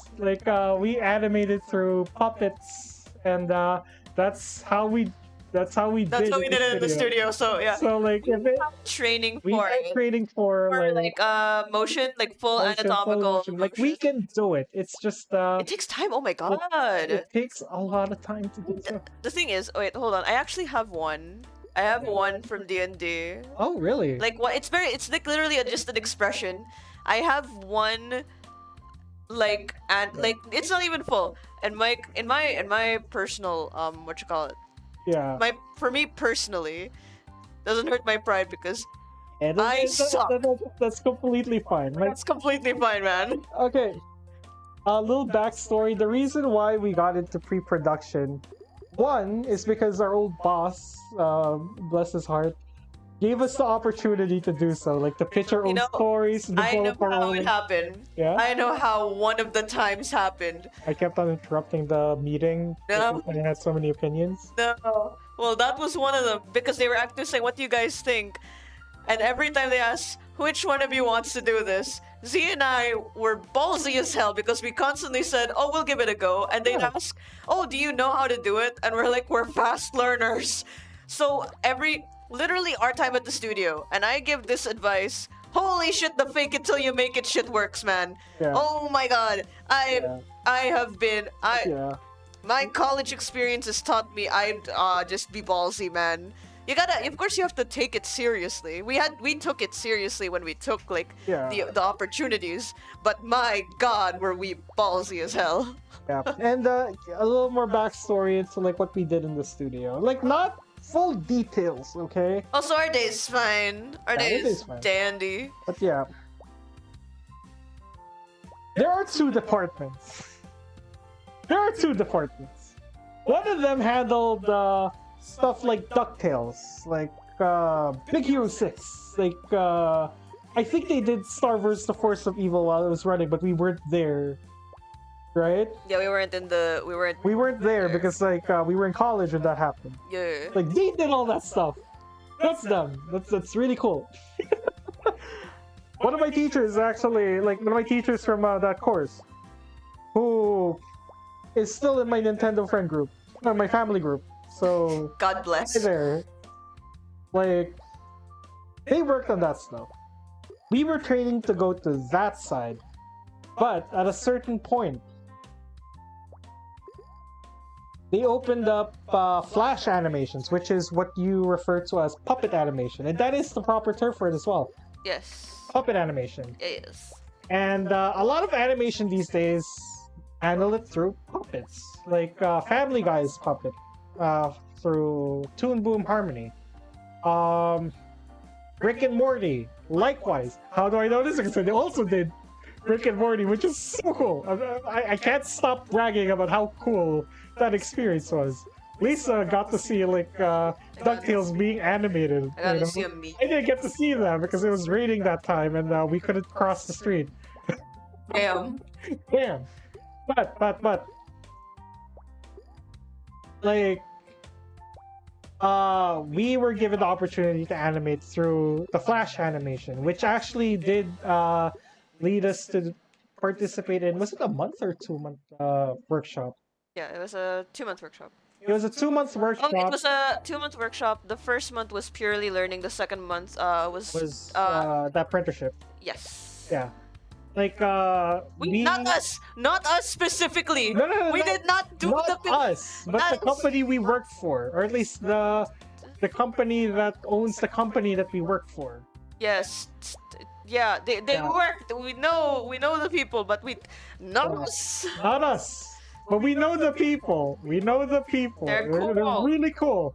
Can I get in contact with them? Probably not. I can only contact one person, and I only contact that person every year to reap the money that he owes me for the Nintendo Online. he's in the family. I wanna catch up with him one of these days. And sir, if you're watching this, I hope you're okay. How did you find us? But oh, I sent him a link to our channel before. Oh yeah. Also, in terms of walking, actually, like again, it's not. There's no offense. Genuinely, Yeah, I want to no do a offense. walking animation. No, you don't need to stop talking. Walking animation, all that, it's all in the works. Again, we're trying, like, how we're doing things here at Koffeine right now is we're trying to find shortcuts Because we're two Into- people. into how to animate, and that's why our animation looks a little like puppet like that. Yeah. No legs, all that, map pack kind of thing. It's because of two things. One, we're two people. A walk cycle. I tried doing one. Oh, yeah? I actually tried doing it. I still want to do one. Like, Oh, looky! No. oh no. Well, anyway. If you guys like the brewing thing at the start or the end of the streams, note that when I have enough time to continue it, it will be gone. It will be replaced with us walking with flashlights. So I've been clamoring to do that for a while now. It's just we haven't been able to do so because other things. But what's it called? When it comes to walk cycles, a proper walk cycle. The first time I did a proper walk cycle by hand on paper, which is so cool. Because like we got to do the flippy thing, the flippy thing that animators do. Because like they had the stuff. It was so cool. It took me 2 weeks. How long did it take you? Oh, it took me about the same time because. Yeah. Wait, can I just say like a little personal thing? We find shortcuts because we're two people and we have to make things efficient for ourselves and like we actually enjoy puppet animation. Yeah. But at the same time we want to improve on our full motion animation. Personally, I suck at it. I'm also very self-conscious about that because we haven't practiced it too much. We're puppet animators. That's the thing. Yeah, even for But like, here's the thing. All the support that you guys provide in terms of like watching through the ads, like that's the bare minimum, right? Or actually, no, the bare minimum isn't just watching the ads. It's watching the video through, liking, commenting, subscribing, all the interactions on YouTube. all Because the that pushes YouTube us. things. It gives us ad revenue, all that. All the way to buying merch and joining memberships, like donations, all that. That all goes into us eventually hiring people in terms of artists, animators, musicians, all that, because we do plan on eventually pivoting into creating IP. Yeah. And like we've been very open with this from the very start of the channel. Like we want to start making like essentially what is a TV show but on the internet. So when you learn animation in studio, is there any other animator you want to hang out with more? I'm not sure like how to answer like if like a specific person because when we were We in need this a lot of good friends. yeah I hope they're okay. okay, how I really enjoyed like meeting other animators. To be honest, it wasn't my experience of making friends in the studio wasn't even through wow, all we do is talk about art. It wasn't even that. We were playing Uno, for God's sake. Yeah, when we didn't have work, we played Uno. We played Uno because like Fun. our work was already art, and we admired each other's work, and that was always open. But for the most part, we were playing Uno, man. It's Yeah, no problem, Mike. Like honestly, that's our goal. That's our goal. When we have more people, we will definitely go back into animating our own shit. because like well by then 'Cause, we'll like have by then time. we will have more people. We'll have- Mind you, like a lot of the animators that you see on YouTube, they're not working as just their own. I mean, some of them are. Like, And you know, I kudos to fully them. admire them. A lot of them do hire people. Like I know, what's their name?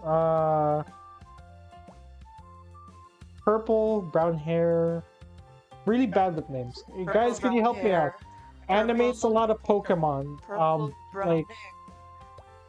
Purple. animates a lot of Pokemon story times. Jaden Animations. Jaden Animations has a team. Like if you guys finish the videos of there, You're so good. yeah, like it's in the credits. Like there's a bunch of animators there. And Markiplier, the animated segments normally is done by two people. Right now it's Tootsie and another person. yeah, But yeah. it takes time to do that. Him. Yeah. And honestly, like that's just about normal. Yeah, that's the one reason why. The second reason why is it's expensive because we have to hire a bunch of people Wha- and keep us alive. Hello there, another whitey. I just Hello there, another chat and I whitey. see, should I return the hospital's infants? The- What? Yeah, that is a Yes. possible. Yeah, they yes. they have their own teams. Another reason why like we try to find shortcuts that are fast. And the reasons why like say 2 cents too spooky actually exists. I know somebody asked about this. I think I answered it already though. Like in an earlier stream with them. 2 cents too spooky, 7 school mysteries, original coffinated series, classified. The reason why those exist is because YouTube has this thing where if you disappear for too long, you kind of Fade into obscurity. fade into obscurity. We don't want that. We don't want that. We don't want you guys to forget about us. We want to be that annoying YouTuber that's like, hey, we have a video. You know? Truly. What's up? And like Hang out with us. We're lonely. we're lonely. Truly. You know, that kind of thing. But yeah, like YouTube operates in a way that like, you know, like need to post consistently in order to grow. And Yeah. we've had some times where YouTube has told us, yo, you're posting too much. Do you need a break? We have had that. We've had that. We have That like was so funny. That was an achievement, honestly. That was an yeah, it's achievement. just like, will you guys pause? We're Yeah, like, it's like why? I think it was, when was it, a couple months ago, where YouTube just gave us a notification saying, your channel grew because you posted so much. Now you need to figure out why you grew, and if you find out how, like, you know, you don't have to post as much. And I'm just like, is this you telling us to stop posting because we posted over 100 videos this month? Those were the days. But yeah. About to destroy this entire this career. Honestly, I miss Uno. Like, one of the best things about like working in an animation studio is how fun people can be. Really? Like Crunch tends to get very intense when like deadlines are coming. Yeah. I think Yeah. like, you know, Like, because not just anywhere. but, there's like, always like the solidarity of like solidarity of like, we will stand by you while you work. We will help you out. That's why, you know, again, like I said earlier, artists don't gatekeep. yeah, also yeah, YouTube probably making sure you're not one of the content farms. Yeah, we have to like Oh, we don't keep in touch with any of them anymore. Only one of them, mostly because every year, okay, understand this, okay. Every year I have to dress up like a mafia gangster, knock on his door, and be like, "Hey, where's my money?" You know, if you want to Big Lisa wants her money back. Gotta pay her dues. yes, so that we can pay for the Nintendo online family plan. Yeah, wait, what you call it? Also, I don't know how to interact with people. Despite the fact that we're both VTubers, we're shy. It's called. That's the reason why we haven't really collabed with too many people. Yeah, shy. even after then, I just don't know how to open conversations with like a lot of new people. Actually, people we've collabed with: Yabra, college friend, Mike's, now part of Koffeine, College friend. college friend, Zell, now part of Grade school Coffee- friend. grade school friend for Lisa. What else? What else? The only Casey. person I think Casey. Yeah, I was about to say. The only person who we've collabed with that we aren't friends with from like before YouTube was Casey. Oh, and Kame.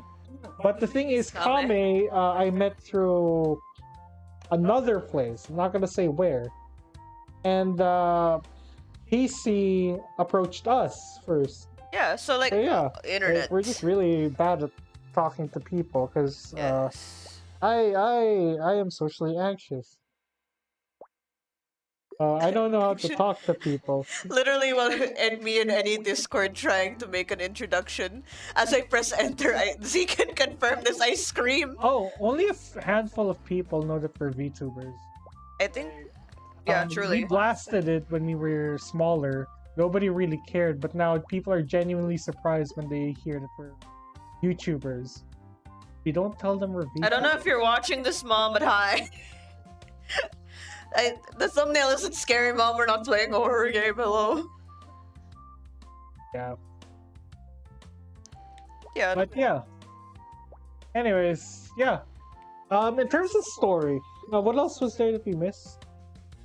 I think like just story impression. Okay, hold on. Just scroll up. Because like there was a. No, you wrote it down. Oh no, I just wrote the big points that were like. Yeah, the big points. Oh. Characters? Because we're done with storytelling expressions. Okay, we're done with expressions. Characters. In terms of character design. Maybe in the next stream it will be completely dedicated to story because like much like what's it called? Much like posing, anatomy, etc. It's a little more nuanced. So we may need to take a little longer time to talk about it. I can't explain it in 15 minutes. Hello there, I Hyder. mean, I can, but like, you will have to do a lot of homework. But yeah, speaking of homework, if you guys want to, highly recommend it if you want to improve in your art, or if you guys want to like break a rut.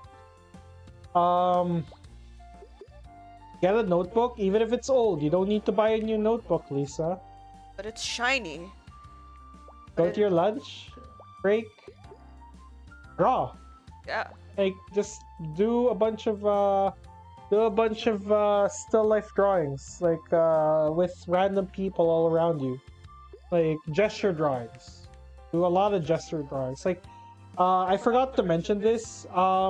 Start out drawing everything that you see. 1 minute per character, and then eventually move your way down to 30 seconds. You can even start with 2 minutes if you want, but like my recommendation is like a minute and then move down all the way to 30 seconds. Oh my god, remember that exercise with the goddamn beep? Yeah, that oh alarm. my god, yeah, the alarm traumatized me, but it was so fun. Yeah. Like gesture drawing is really fun once you get the hang of things. Yeah. And then once you get like a set of like 10, okay, this will be very helpful. A set of 10 gesture drawings. Don't throw them away. If you're drawing it digitally, don't delete them, because they will be very helpful once we go to character design. Because of course you'll need the poser. Backgrounds. Backgrounds extreme. Ooh, I'm backgrounds. not good at backgrounds. I Like, love backgrounds. I I love doing backgrounds actually. I don't want to show off some. You know what? I might. Oh, why don't you do comics if you don't have to do animation? How nerd and jock voice comic. In terms of comics, like, funnily enough, like, I guess we were working on them actually. I guess because we're puppet animators, like the process of the puppet animation and our stills, our PNG tubers is kind of easier. Like thought process wise, at least that's me personally. Thinking in comics, like, not to mention, at least me personally, Storyboarding also. yeah, storyboarding So that's really kind of does fit, like in terms. the only of that. problem is the reason. Okay, members.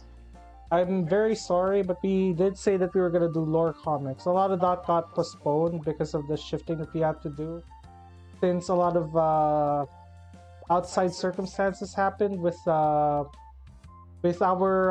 resident writer and artist. At least the people that we brought on to help us with it. Specifically, like, you know, Yeah. Mike's the one writing like moved to Australia. Zell, who was supposed to help us with art, got busy, and we don't hold it against them. Life happens, Like, you know. life happens. It was expected, but we didn't expect it to be too soon, so we had to pause on them.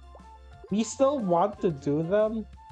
It's just we have other obligations as YouTubers to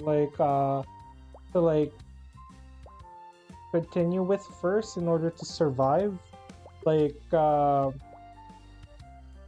know, making videos so that we have ad revenue and all that, and making like doing commissions for other people so that we can pay our bills, all that. So yeah, that was the reason why we hired like, not hired, but like we brought in a bunch more people in our team. So if you guys want to help out with that, that's where the money goes into mostly, like to give us more time away from, like, say, commissions and all that, so that we can focus more on content. So if you guys are generous enough, and you can, we don't want to take your money if you need it more than we do. Like, that's the last thing we want. 2 notes. Mike, you don't need to hide. And Butter, stop sniffing people. Yeah. Butter, stop sniffing. No need to hide. This is a safe place to let Butter. Butter sniffing everybody. Yeah. But yeah, like What do you put? I did it. like, What did you do? if you guys wanna help out, through that, then yeah, memberships are down there. All that. Yeah. Anyways, hopefully in 10 years' time, Koffeine the series would be a thing. That's our goal. The first two that we're currently working on side by side with, and yeah, it tends to happen like that because we get too ambitious with projects, is Camille and Dave, and we're using Dave as a test for Camille. So if you guys are wondering where Camille is, we're working on Dave first so that we know how to properly animate. But no, that's not any better, Butter. That's not any better. And for fans of Dave, the park ranger, yes, he'll be coming back very, very soon. Hopefully, we've already voiced the first episode, and Yes. we already have working animatics. Yeah. Actually, like as a personal thing, I think I kind of prefer, because again, my style is very like rough. At least my preferred style. Animatics is like really fun. Yeah. I guess like It is though. It is. at least in terms of like the difference between that and comics. Comics are great. In terms of skill level, I guess I'm just more used to animatics at this point. But yeah. Anyways, we're gonna skedaddle next stream. Like, if we ever make a stream like this again, probably next week or so. Butter, I swear to God. We will be talking more about story and how to write stories. Apologies if you were looking forward to that to this stream. We couldn't get to it because art's big. But if you guys want to read ahead, sounds like professor in college. If you guys want to read ahead, might I suggest looking into